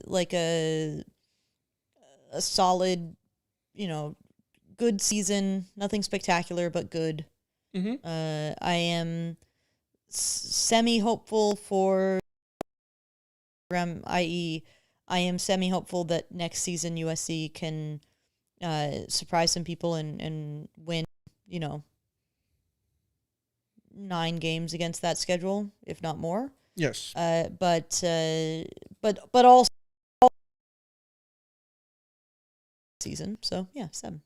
Yeah, I think for me that all checks out with where I would be. I think I said at the time that SC that my roto beater would be about 7.5. I'm trying to figure out how we can. This thing is not updated. This is terrible. This is a terrible episode from us. In terms of how this is all going. All right, 1 second here. To say here. It's unwatchable. Someone said 8. I thought a good season would be 9-3. I still have concerns for how those wins came. And I have big concerns. I have big concerns for the boneheaded issues in our losses, but we objectively improved over last season, so I have to be happy with progress. Slow motion is better than no motion. I think that's a good way of putting it that way. Yeah, that's a really I like that phrasing there. Yeah. 7, beat a crappy UCLA team as they should have. 8, the rebuild continues to make progress. 7, an improvement from the last 2 years, better than the record I predicted, but not higher because we didn't go 12-2 or 11-1. This one's from Rama Murray. 8, hope for 10-2, but happy with 9-3. I saw growth in many areas and depth starting to build. Hope the National Signing Day builds this even more. All right, Alicia, where you're at 7. I'm at 7.5. Mm-hmm. The Rotbots. You want to take a guess? I think they're at 7.25. My. How close you are. The Rotbots are at 7.333. Ooh. 7 1/3. I was. I've got my finger on the pulse there. I feel like I understand the trends. Yeah, 7.333. Yeah, I think that feels right. That feels right for the Rotbots and right just in general. I mean, I agree. I think that again. I think that's a reflection of this was an objectively good season. This also wasn't a season to get like overly excited about. Objectively good, objectively not great. Yes. Right? Yes. Yeah. All right, let's go to the mailbag. You've got mail. All right, a lot of stuff to get to. Breaking news real quick. Yes. Before the mailbag, more transfer portal news. DJ Jordan also entering the transfer portal. Also a very unsurprising move from the wide receiver room in terms of who might transfer out. Meaning DJ Jordan. Okay, I thought you were saying that there was another one. I'm like, and another unsurprising, and I'm like, oh, no, no. Yeah. That the two players that have transferred out so far are ones that I tend to do this when I have USC's depth chart put together on my spreadsheet. Like I will color code it with guys who I think are dangers to transfer. Mm-hmm. They would have been coded as danger to transfer. Fair enough. All right, let's start with a email we got from Tony. Michael, Alicia, it's Tony from Denora, PA. What can I say? Just another dominant performance in the second half. Maybe next year we can dominate for 4 quarters. Fight on, Tony. Yeah, I think that's a... That's all we should want. That's all we want. Like, yes. Yeah. Put in 4 quarters I would take a 3. lot will be different. Yeah. I'd take 3 at this point. Yeah. Yeah. All right, let's get to our voicemail we got from Michael in Iowa. Hey guys, this is Michael in Dubuque. It's halftime. I heard you a couple of podcasts ago talking about SC ending up 9-3, and I remember thinking at the time, I hope we're not speaking to count our chickens before they roost. SC's not looking good. At least I don't think they are. And here's hoping they pick it up in the second half. Right on. Take care. Bye-bye.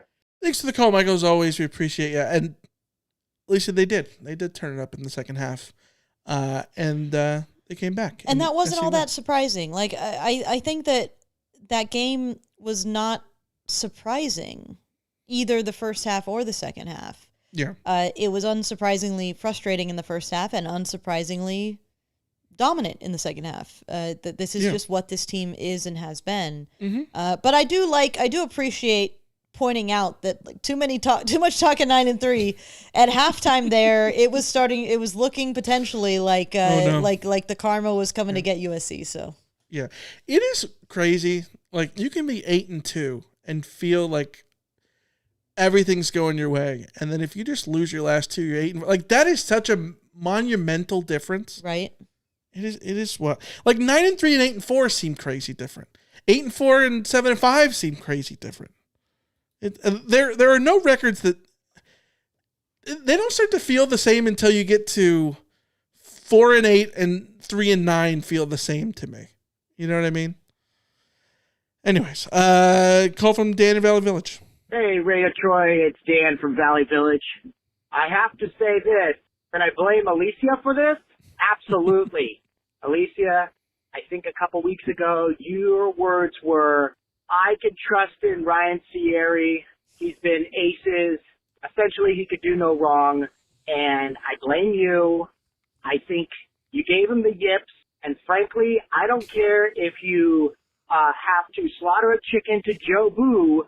Deep cut there, for those who know. You need to do it. Not only need to do it, but I require it. I don't care if you YouTube it. I don't care if you do it on the pod. And I don't care if it's KFC that you're slaughtering. I blame you, but I still love you. See ya. I am certainly willing to slaughter some KFC. I would prefer to slaughter some Popeyes to break this curse on Ryan Sayeri, because you're right. It seems to me that is my fault. Do you get the Joe Boo reference? No, I figured you would tell me this. It's very bad to steal Joe Boo's rum. Very bad. Seinfeld? No. What is League. it? Oh, Major League. Okay, yes. Okay, yes. Major League 2, of course, is my favorite. Right. And you famously fell asleep when I tried to show you those movies. I will League say 2. Yeah. I watched all of Major League. You were trying to have me watch Major League 2, and I made it most of the way, but I was dying. Like, I could not keep my eyeballs open, and so I went to sleep because it was like I'm dead over here. Unbelievable. Then again, I fell asleep when you made me watch that prison movie that's overrated. What's that? He fell asleep during the Shawshank Redemption. The movie sucked. I'm sorry. He gets mad at me for falling asleep at like midnight in Utah during Major League 2, and then in a perfectly early evening, he falls asleep during the Shawshank Redemption. I do not know how I'm married to this man. I don't understand how, first of all, that was pre-CPAP Michael talking. Like, pre-CPAP Michael was going to fall asleep on the couch any day of the week. Yeah, as though Alicia, has not had sleep problems her entire life. Sure. And probably didn't get much sleep the night before either. Sure. I'm just saying, today I would have made it through that movie. I would have also still finished the movie and been like, this is what they were talking about? This is what everybody's talking about? There are so many big reason movies why I I've need never to show seen you, Pulp though. Fiction. I don't want to be disappointed. There are so many movies that I need to show you. I have movies I want to show you. I know. We should trade movies that we want to show each other. We just never sit down to watch movies. All right. Okay, here's the thing about Shawshank Redemption. It is literally my favorite movie of all time. So, well, before K-pop Demon Hunters came to my life. Oh, my God. Okay, we're going to Bob. Which I know better. Darlene from Grand Terrace. Wrong button. Wrong button. I know better than to force Michael to watch K-pop Demon Hunters. But nothing he could say will cause me to love that movie any less. So, hey, this is Bob. I don't know, Rant Line maybe. So I'm in the clear camp, the Alicia camp, that Lincoln Riley might be a good offensive coordinator. Although it's not like we scored a billion points. We scored, what did we score against Oregon? 27, 21 against Nebraska. Not like this is not a Pete Carroll offense. But okay, give you that. Maybe he's a good offensive coordinator. I'll let you have that. But head coaches are totally different animals and schemers, okay? Roddy's in a lab trying to work out the beakers and make the formula with that's not a head coach. A head coach is an overseer. In the same way that you wouldn't want Mick Jagger and Keith Richards to run Capitol Records. They're musicians. They're great musicians that know how to make great music. But would they be good at running a record label? Of course not. That's a different skill set. And we just somehow, I think we don't quite understand that. I'm putting my eggs in Alicia's basket. I don't think you can give him 5, you can give him 50 years. He's not going to be an opera singer. Just like I'm not going to be an opera singer no matter how many years you give me, okay? He's a good offensive coordinator. All right, guys, keep up the good work. Thank you. Thanks for the call, Bob. Yeah, I think that there's 1,000% a difference in being a great coordinator and being a CEO type. I will say, though, that, like, I agree. But, like, the idea that, like, he'll never be a head coach or whatever, I think we need to sort of look at it more as the true successful CEO type head coach is rare. Like, that's what everybody wants, but, like, that guy is rare. Like, there's a reason that there's so few of those.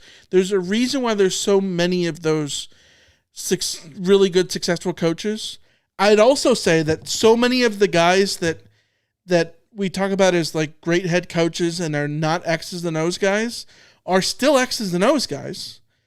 They just win, right? Like, Pete Carroll was an X's and O's guy. He was USC's defensive coordinator. He was a coordinator. He was in the lab.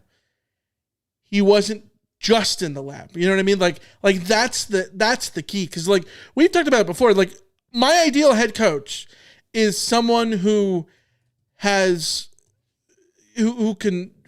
delegate and motivate, but also be able in the second half of in halftime of a game in which you're losing to run in and grab the reins and will you to victory schematically if necessary, who can draw up a play on the sideline in the dirt, you know what I mean? Like, all that kind of stuff. Like, that's what in Nick Saban at Alabama was that, right? Like, if he's an X's and O's guy, just like Pete Carroll, he's just really good at being a CEO too. And I think that's what you want. And, like, Lincoln Riley needs to prove that he can be a good CEO guy in addition to being a lab guy. You don't want to just be a lab guy. Yeah. Clancy Pendergast is just a lab guy. Yes. And the thing is, like, yeah, some coaches are better coordinators. Some coaches are better assistants. Some coaches are made to be head coaches. What I will give Lincoln Riley is, like, looking at some of the coaches that have been hired, recently. Like, for instance, Bob Chesney. He's 50 years old. Lincoln Riley is 42. Bob Chesney cut his teeth at multiple programs coming up over the last, more than a decade. And Lincoln Riley has a lot of experience, but it's limited in its scope. So he took over an Oklahoma team that already had their culture built in because of a previous head coach who had been crazy successful. And he sort of learned how to coach in that environment, in a very stable environment, in like it was almost like a cocoon-y kind of thing. And then he spread his wings to come to USC and found that, like, it's colder here in a weird way. Yeah. Like, it's harder to fly here. Mm-hmm. Does that mean that Lincoln Riley is incapable of being a good head coach, a great head coach? He is objectively a good head coach. Can he be a great head coach, one that elevates and takes a team to the promised land? Yeah. I think it's far too early to tell with a 42-year-old head coach, even with 10 years of experience. You think about Kiffin and Sark. They were not the best head coaches that they would. They were not the level of a head coach that either of them would become when they were at USC. Sometimes you need to fail. I mean, this is literally Pete Carroll's entire story. Pete Carroll credited failing with the Patriots and having to build himself back up from scratch using the philosophies that he found in that tennis book and other places to reassess how he would be a head coach. Mm-hmm. So for Lincoln Riley, it's like, and this is where, I gave Clay Helton a lot of grace here in that sense. And Riley's unfortunate, maybe from a me perspective, that I am so fresh off. It's like being in a relationship and then breaking up, and like when you're fresh off of that relationship, like anything that reminds you of your ex, the things that you didn't like about them, like I do think there's a lot of that with you, by the way. Yes, but like where I'm at is I don't know if Lincoln Riley will ever be a great head coach, but I'm more certain this way than the other possibility that he will have to fail at USC and rebuild himself up and go the Kiffin or Sark route and rehabilitate somewhere and then come back out a better head coach somewhere else than that he's going to rebuild himself at USC. Yeah. Well, especially when Kiffin and Sark are the exception to the rule in so many senses, in that they have gotten opportunity after opportunity after opportunity and privileged roles to allow themselves to continue to develop. If Lane Kiffin wasn't, I'm not going to say if he wasn't named Lane Kiffin, because Sarkisian doesn't have a father who was a world-class defensive coordinator. You know what I mean? Like, it's not quite the same way, but they knew people, right? And college, coaching is a nepotistic field. And so those were guys who, they both went to the Raiders while young. Sark left SC to be the Raiders quarterback coach in 2004, and then he came back. Kiffin gets the job prematurely to be the head coach of the Raiders, then gets fired because he was in a ridiculous situation anyways, and he goes to Tennessee, starts his job, and then immediately leaves because he got sort of his dream job at SC to open up, and then he fails at SC. He goes to Alabama. All of these things, most coaches do not get all these opportunities and would not have been given the opportunity to pick themselves back up and develop into an upper tier head coach like he is right now. You know what I mean? And so I agree with you that the most likely scenario is that if Lincoln Riley is going to be a national championship head coach, that it's not going to be here, because given the landscape of college football and everything, coaches are not really, it's so hard to get the enough rope to be able to learn to go from a good coach to an elite coach. Mm-hmm. Dabo's the only one I can think of that got that opportunity. And I'm not going to say learn on the job, because Lincoln Riley doesn't need to learn on the job. He's a head coach. He's gone to the play. There's a difference between learning on the job to be a head coach and taking your coaching game from good to great, good to elite. You know what I mean? Remember, most coaches simply don't. That's the hardest. Ever. That's the death zone if you're climbing. Yeah. Mount Everest, right? And so that's the hardest, absolutely the hardest place to go. Could he get there at SC? Yes. Will he? It's hard to say, and it's probably going to be a no, strictly because it's the hardest freaking thing to do. Mm-hmm. So, I asked ChatGPT to give me a list of all of the ages of coaches when they won a national title since 2000. Yeah. Lincoln Riley is 42 years old. If he were to win a title next year at 43, which he's not, but if he were, he would be the third youngest head coach of the last 25 years to win a national title. The youngest is Bob Stoops in 2000. Yeah. And the other, hold on, don't tell me. Is the other one is it Chiswick? No, probably not Chiswick. No, Chiswick was 49. Hold on. Is it Ryan Day? He was 45. I don't know. Tell me.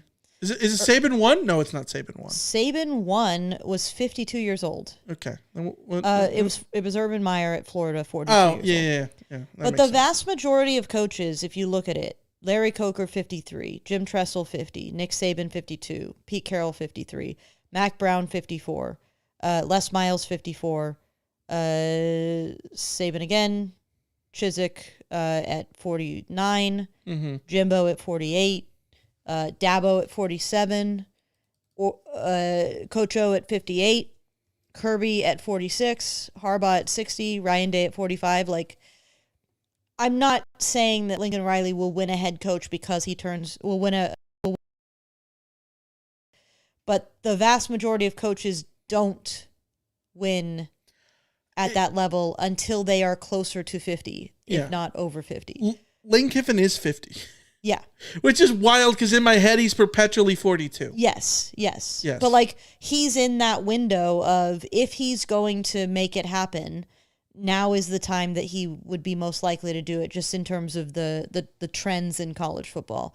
And I this to like excuse, trust me, I'm out on Lincoln Riley, as I've said, so the reality is what it is. But the reality is that at 42 years old, it is far, far, far too early to write off Lincoln Riley as somebody who can make that leap, because realistically, he's got another 10 years before we even need to start discussing if he's too old to have won a national title yet. Yeah. Do you want to know how old Bobby Bowden was? 65? 63. There you go. 64. Also, Bobby Bowden's career, like, this is a tangent that we don't need to be going on. One of the things that I will forever go down is, like, so many of the great coaches of yesteryear just would not exist today. Mm-hmm. Because, like, you look at Bobby Bowden's career, he starts off at Howard, and he's very successful at Howard, but then he goes to West Virginia. 8-3, 7-4, 8-4, 6-5, 4-7, 9-3. That got him the Florida State job. Yeah. Mind you, Florida State was not what it is now, right? Yeah. Florida State, he goes 5-6, 10-2, 8-3, 11-1, 10-2, 6-5, 9-3, 8-4, 7-3, 7-3-2, 9-3, 7-4-1, and then in 1987 he starts the run. 11-1, 11-1, 10-2, 10-2, 10, 11-2, 11-1, 12-1 national championship in 1993. So, like, but we all consider him one of the greatest coaches of all time, right? Like, I'm not going to say that Lane Kiffin is, I keep saying Lincoln Riley is going to do this, but, like, if 25 years from now, Lincoln Riley has 3 national championships, you're going to look back at his record, like, in coaching record on Wikipedia, and, like, it's not going to be atypical. Yeah. If anything, the atypical thing was the Oklahoma stuff, but that was, yes, he inherited a really good starting place with Stoops, but he also, like, he was their offensive coordinator before, so, like, he still gets credit for all the offense and stuff. So, and this isn't me, like, poo-pooing, the Oklahoma stuff or, like, caping for Lincoln Riley. I'm just saying, like, it is hard to be a really good national championship coach. That's why there's, like, 3 of them that are walking the earth. You know what I mean? Like, there's not many of those dudes. And even if we want to acknowledge that the Big 12 was not the highest level of competition during his time there, like, the vast majority of coaches don't come close to winning, to going 55-10 in a 5-year span at a power. Like, that's just not. He was undoubtedly successful at Oklahoma. Now, he was born into the really well-developed ecosystem that he was in, so that helped. But other coaches have taken over really well-developed ecosystems and not managed what he's managed. Yeah. So, we can't take that away from him. Fight on Natty's ass, Alicia, you sleepy or bored? No, honestly, it's that the light is drying out my eyes a lot. Yeah. She's got eye I'm issues. very sensitive to light, so I have a light box that is the closest thing to not painful to give me better lighting. And I can still only handle that for so long. So trust me, I'm not bored. I'm very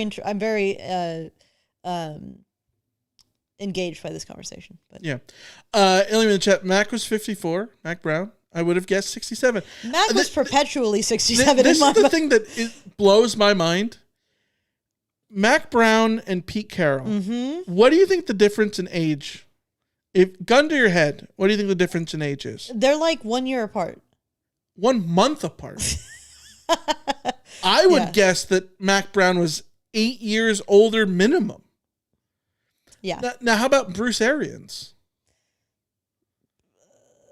Bruce Arians is also one of those perpetually 67 looking guys to me. No, I don't even know think what his age is. Bruce Arians feels young to me. Yeah? He feels like Pete Carroll, like he's young for his age. Oh, what is his age? Bruce Arians is 73 right now. Okay. But he is a year younger than Pete Carroll. So a year and a couple months younger than Mac Brown. They're all basically the same age, and they don't seem the same age to me. So, yeah. All right. Darlene and Grand Terrace. Hello, Raina Troy. Darlene from Grand Terrace. Just want to call and say thanks for all the great coverage this season, as usual. I know it can kind of doing the same road losses, the same, things over and over. So I appreciate you guys always coming up with for us all, keep us engaged throughout the season. It's, one of my favorite parts of the football season is tuning in for the content and all the other takes from the robots. So I don't know which one actually won the poll, but I just wanted to call in and say Valero Alamo Bowl baby or Alamo Bowl baby. Anyways, thanks for the pods. Thanks for all you guys do. Fight on and beat whoever's next. Thanks for the call, Darlene, as always. One of the OG Rotbots. And I love that we have two options. Valero Alamo Bowl baby. Or Alamo Bowl baby. I think the poll was Alamo no Bowl. Valero. Yes. Alamo Bowl baby. Yeah, I think that works. I do think that flows better. Yeah. Yeah. Yeah. He's freaking awesome, dude. Yeah. Darlene is freaking awesome. Thank you for calling in and doing that for us. But Yeah. also thank you for thanking us for what we do. It is the season is a slog. It really is. But we do it year after year after year because even if it's a slog, it's still like the best part of my year. And we got to go uphill both ways to the podcast equipment, I was talking to my best friend. We were hiking on Sunday, and I was talking to her about the thing about hiking that I love the most is that it's 90% miserable. If you think if you are going hiking, if you're choosing to hike, do it? Because the 10% is so worth it. Because what you see and what you feel at the top of a mountain and all that kind of stuff is worth the strain of getting there. You can go to Google Images. That's how I feel about podcasting. It's not 90% miserable podcasting because it's generally my favorite thing to do. But the season itself starts to feel like a bit of misery, even during good seasons, even during fun seasons. By the time you get to November, you just feel very burned out. Mm-hmm. But it we could have given up this podcast at any time, certainly during the Clay Helton era. And we kept doing it because we really like engaging with you guys, and we really like the community that we've built, and we really, find meaning in this, labor of love. So thank you for thanking us because we do it for you guys as well as ourselves. So Yeah. We wouldn't be able to do it. We wouldn't be able to justify it if you guys didn't support us as much as you do. Not just by listening and watching, but the super chats and the people who are in our Discord. Well, what's the YouTube premium or Rot Reporters Club? Yeah, I feel like we should know all the names. We should really, but people have put like a financial support in addition to verbal support our way, and it it lets us do this thing that we love, and it allows us to slog through a season the way that we do. So thank you guys. Yeah. We appreciate it. We appreciate all of the kind words and all that stuff. I will say that, like, before that, the end of the Helton era, I was so burnt out. There was one off season where we took like a month or two between episodes. Yeah. And we went to video, and I was so terrified of going to video because face for radio. I don't want to be on camera. All this. When we record, like, we pause a million times, and it is so funny, by the way. Every time we record a non-live, you do fine during the live episodes. You don't mess up ever. But as soon as we're not recording live, it's like going straight back and restarting 5 different times, and stumbling over words and all that kind of stuff. So it's very funny, actually. Yeah, it's weird, and yeah, I enjoy podcasting tremendously. It's a blast. Everything's great. Everything's good. It can feel like a slog for the season, but like it doesn't mean that I enjoy podcasting any less. You know what I mean? Mm-hmm. Let's go to a email we got from King No Football Reason, who says, longtime listener, love the show. The just naming some dudes part of the last CarCast had me cracking up. Michael's ability to call up names of players I haven't thought about in 30 years is an amazing superpower.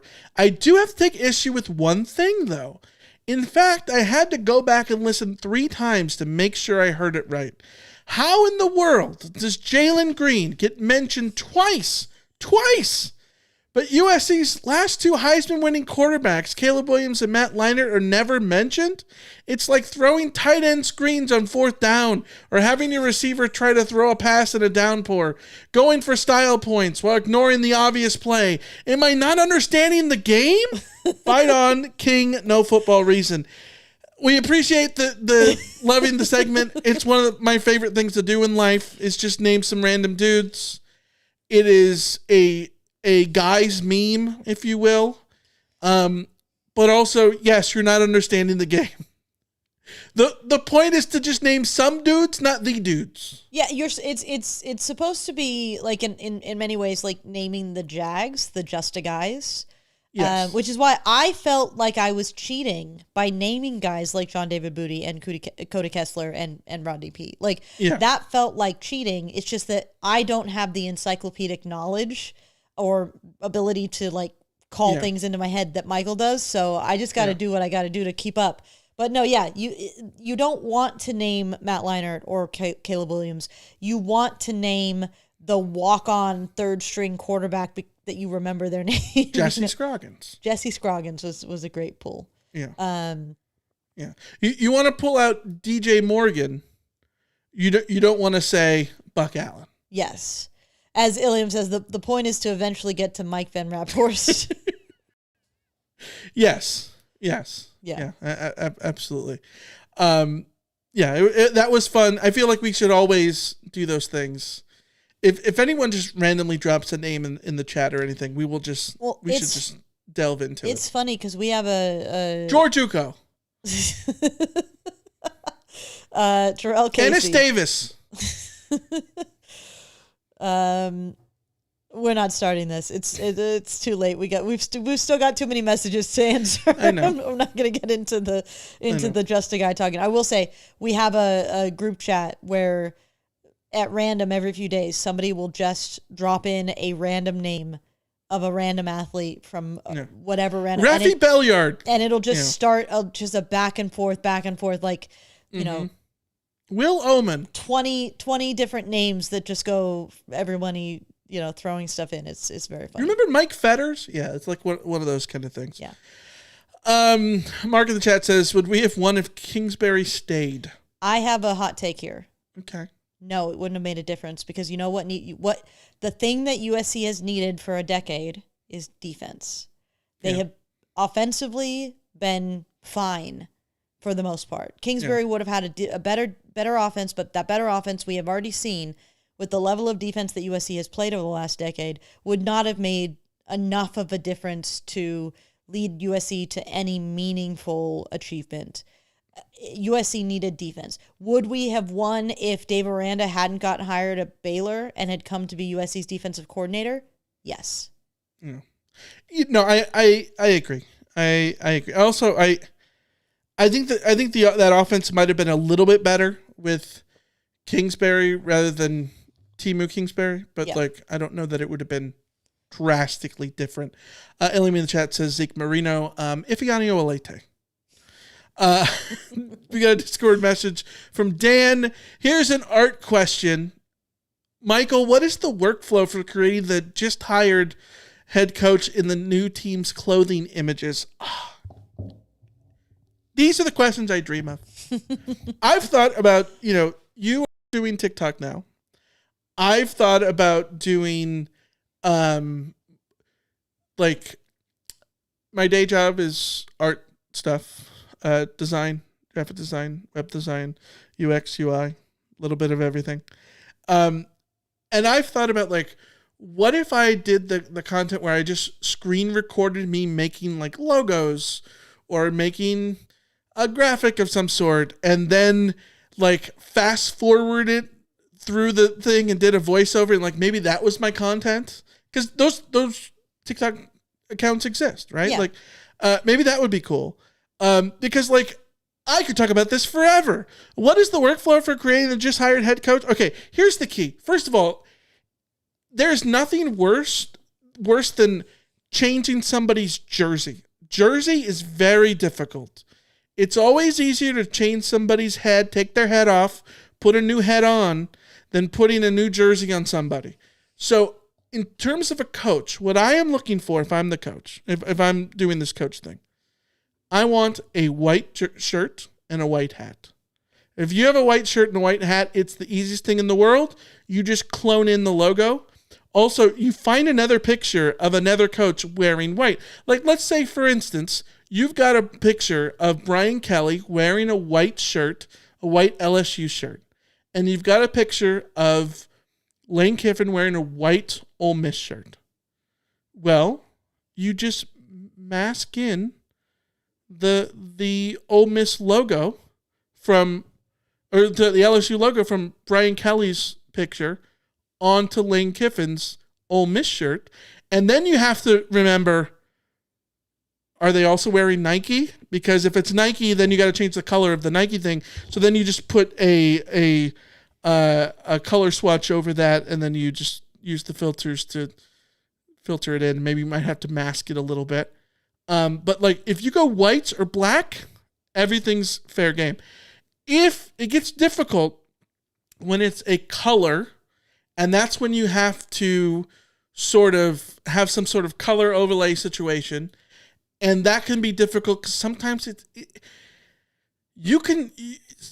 let's say SC hires Pat Fitzgerald as its next head coach, which they're not because he's going to Michigan State.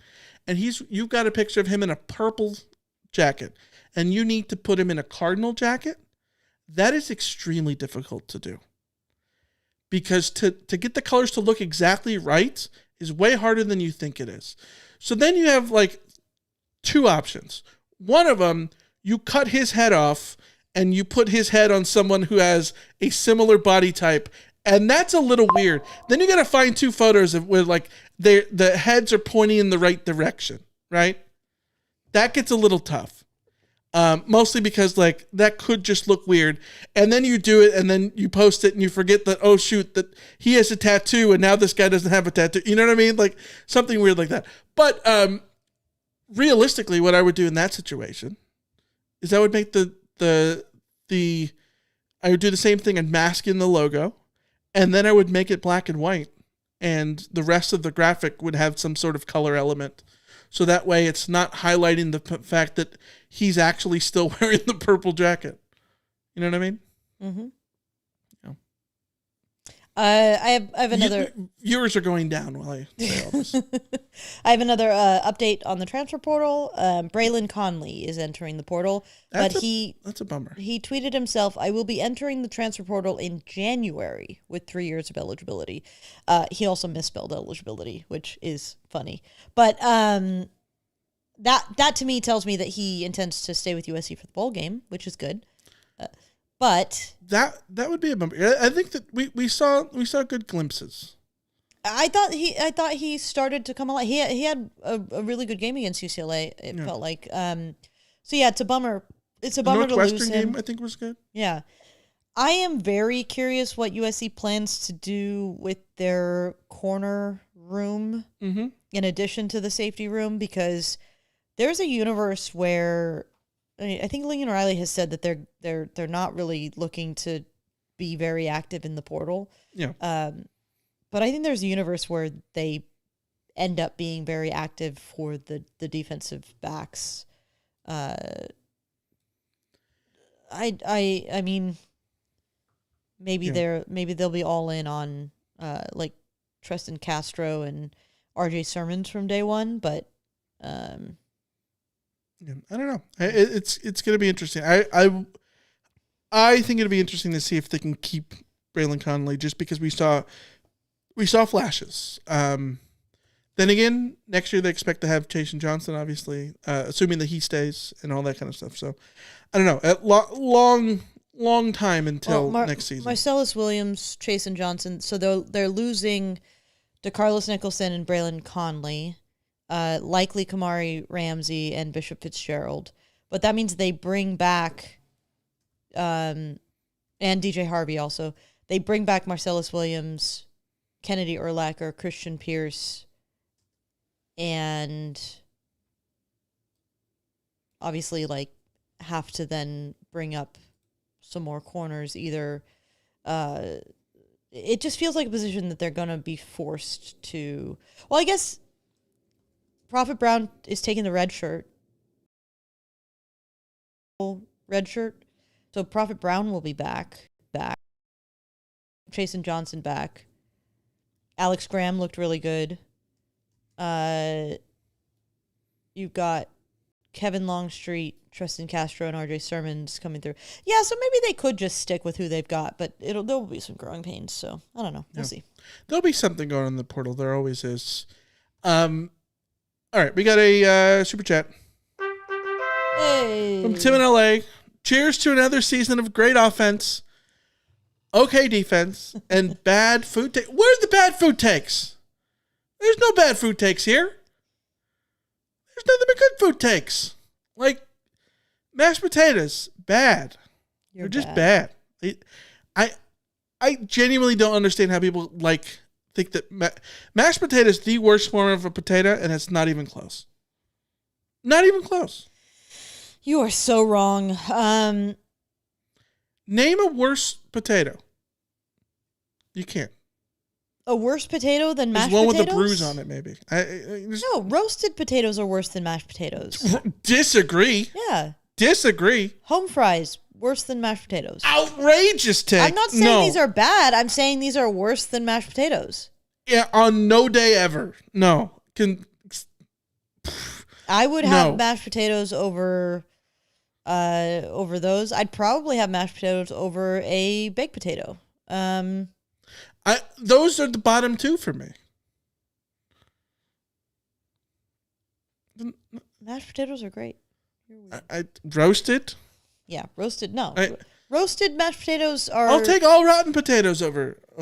I like au gratin potato. Twice baked potato. Twice baked au gratin. Anything that adds cheese to the factor is going to win my vote. But something I didn't realize until now, because again, I hear commitments and then put them out of my brain because who cares until they sign. But USC has like 5 corners in this class. Jaden Crowder, Madden Reardon, Joshua Holland, Peyton Dyer, and Brandon Lockhart, and Albert Hill. So it's 6 corners in this class. So maybe they don't play. Maybe they're just going to ride with the dudes. All right. I don't know. We'll see how that goes. If you got 5 corners, is that a pentagonal class? It's 6 corners, so it's a sextagonal. Sure. It says just boiled plain potatoes. Boiled potatoes is definitely worse than mashed potatoes. That's probably, but it's not much. Not much. The only thing, any other potato I would take over those. All right. West Texas Mike had some good stuff in the chat. We're about to enter the worst time of the year. No football with people asking for predictions. Predictions! ! All caps. Predictions! ! ! You know what I hate too? Yeah. I hate predictions. I hate predicting scores for games. I hate predicting season totals and all that kind of stuff. Like, I hate making predictions. Yeah. But we do season predictions every year. We give a record prediction. And then I get, like, beat over the head with it in November if I was wrong. And it's like, I don't want to give a prediction in the beginning of the season because I know I'm probably going to be wrong because no one can actually predict this crap. I don't mind giving predictions. I think we as prediction givers on this pod and other people in the media or whatever should have the same perspective as listeners, which is that predictions just are what they are. Yeah. And so, like, it ain't that deep. It ain't that serious. Is it fun when you're right about a prediction? Yeah, it's cool to be like, I knew what I was talking about. Look at me. But at the same time, like, if I'm wrong about a prediction, I was wrong about a prediction. Predictions are going to be wrong most of the time because they just are, especially because things change as time goes on. You just take them for what it's worth, right? Like, you look at Vegas, look at all the advanced stats models or whatever, like they give predictions and sometimes they're wrong. But their numbers weren't wrong. Their process for coming up with a prediction the logic wasn't wrong. could be right. The logic is correct. Yeah. It's just that reality is chaos, and it doesn't really give a shit what the projections on paper say. The inverse happens all the time too. Yeah, your prediction is right, but your logic is wrong. Yes. So are you really right? Yeah. I don't know. Like, yeah, predictions are what they are. I take them for what they are. I don't put too much stock into it. I take more stock into the logic behind the prediction than the prediction itself.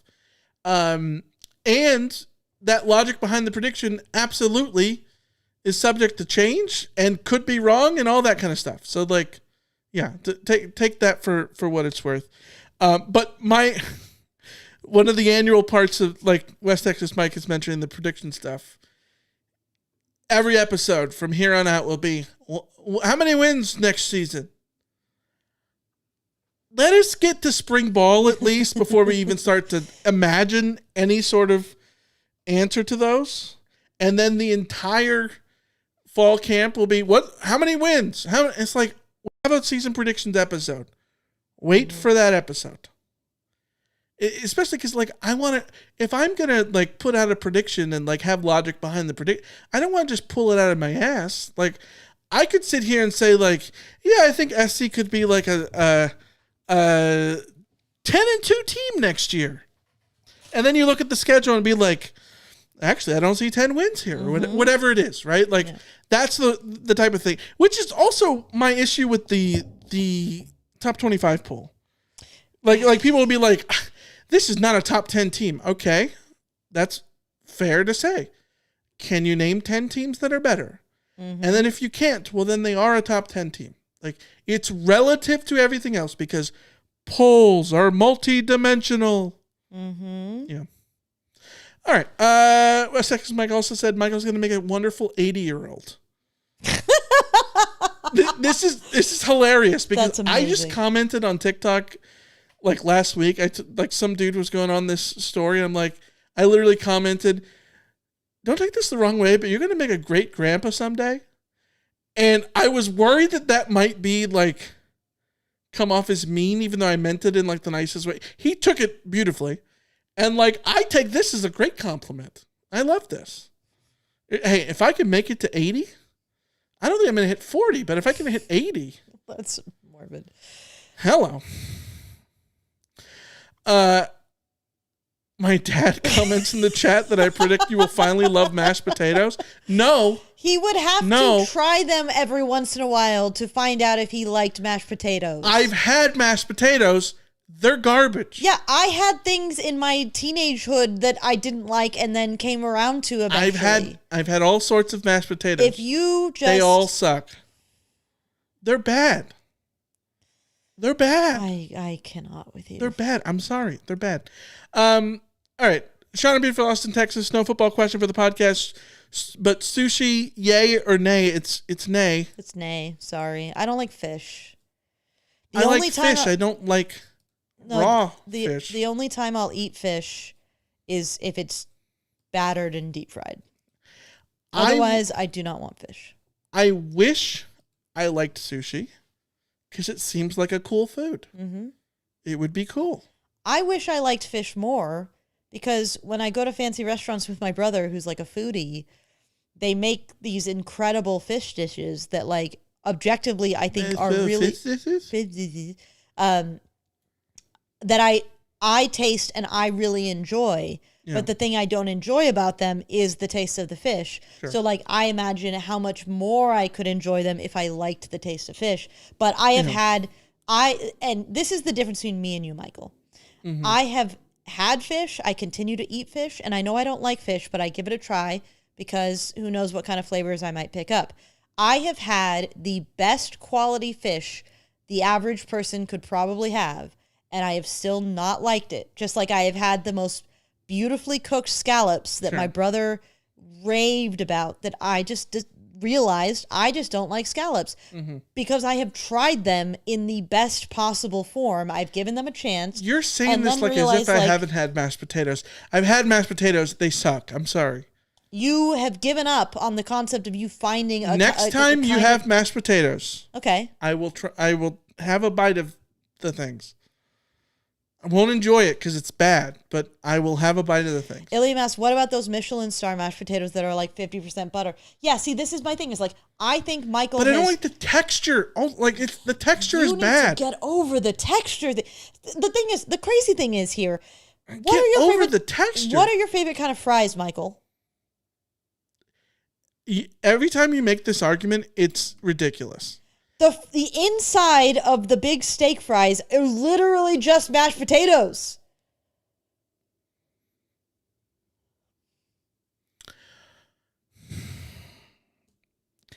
It's still wrapped in a jacket of goodness. Iliam says, I don't love sushi or fish, but I went to Nobu a couple times and it was great. With super high-end food, it almost doesn't matter. Yes, that's exactly it. With super high-end food, you eat it, and at worst, it's like, this is good, but it's not, like, this specific type of thing going on with it is not for me. Yeah. The only exception to that I've ever had is something like, like oysters. Mm-hmm. Oysters I have had at a super fancy restaurant, and it's just it's because it's just the oyster, and it's it's basically just like they can salt it and not do much else with it. It just doesn't do it for me. I can't. It's too fishy, salty, seafood thing. Jacoby in the chat says applesauce is trash, though. See, I like applesauce. What in the world is that opinion, Jacoby? That's a crazy opinion, but like, Jacoby, I don't. If this is a texture thing, that might be a worse food take than anything Michael has ever said to me. If there's an applesauce versus mashed potatoes texture argument going here, I understand in theory how they are similar. But if your mashed potatoes have the consistency of applesauce, I would say that those are bad mashed potatoes. I would assume that you would say that they're bad mashed potatoes. They're not smooth enough. Yeah. But I also don't like when they're smoother. It's the same reason why I don't like cream of wheat instead of oatmeal. I prefer oatmeal over cream of wheat's weird. It's fine. Cream of wheat and oatmeal all just depend on how you flavor them, which is also true of mashed potatoes. It's like eating air. In the worst way, though, because it's... no. All right, last thing. Last thingamajig. Non-football question for the end of the show. Who are you picking to win on Survivor? Alicia, you got to go. Do I just do like a la la la la la? You could do that. Okay, I will do it away from the mic so it doesn't annoy people. Okay, she is like several episodes behind, like 7 or 8 episodes behind. I think maybe 6 episodes behind. I think the odds. It feels like it's Rizzo or what's her name with an S. That is not Shannon. Is that her name? I'm gonna go Yellow Sophie though. I think Yellow Sophie over Rizzo. And what is her name? Hold on, this is bothering me now. How's my Survivor 49 cat? Hold on. Hold on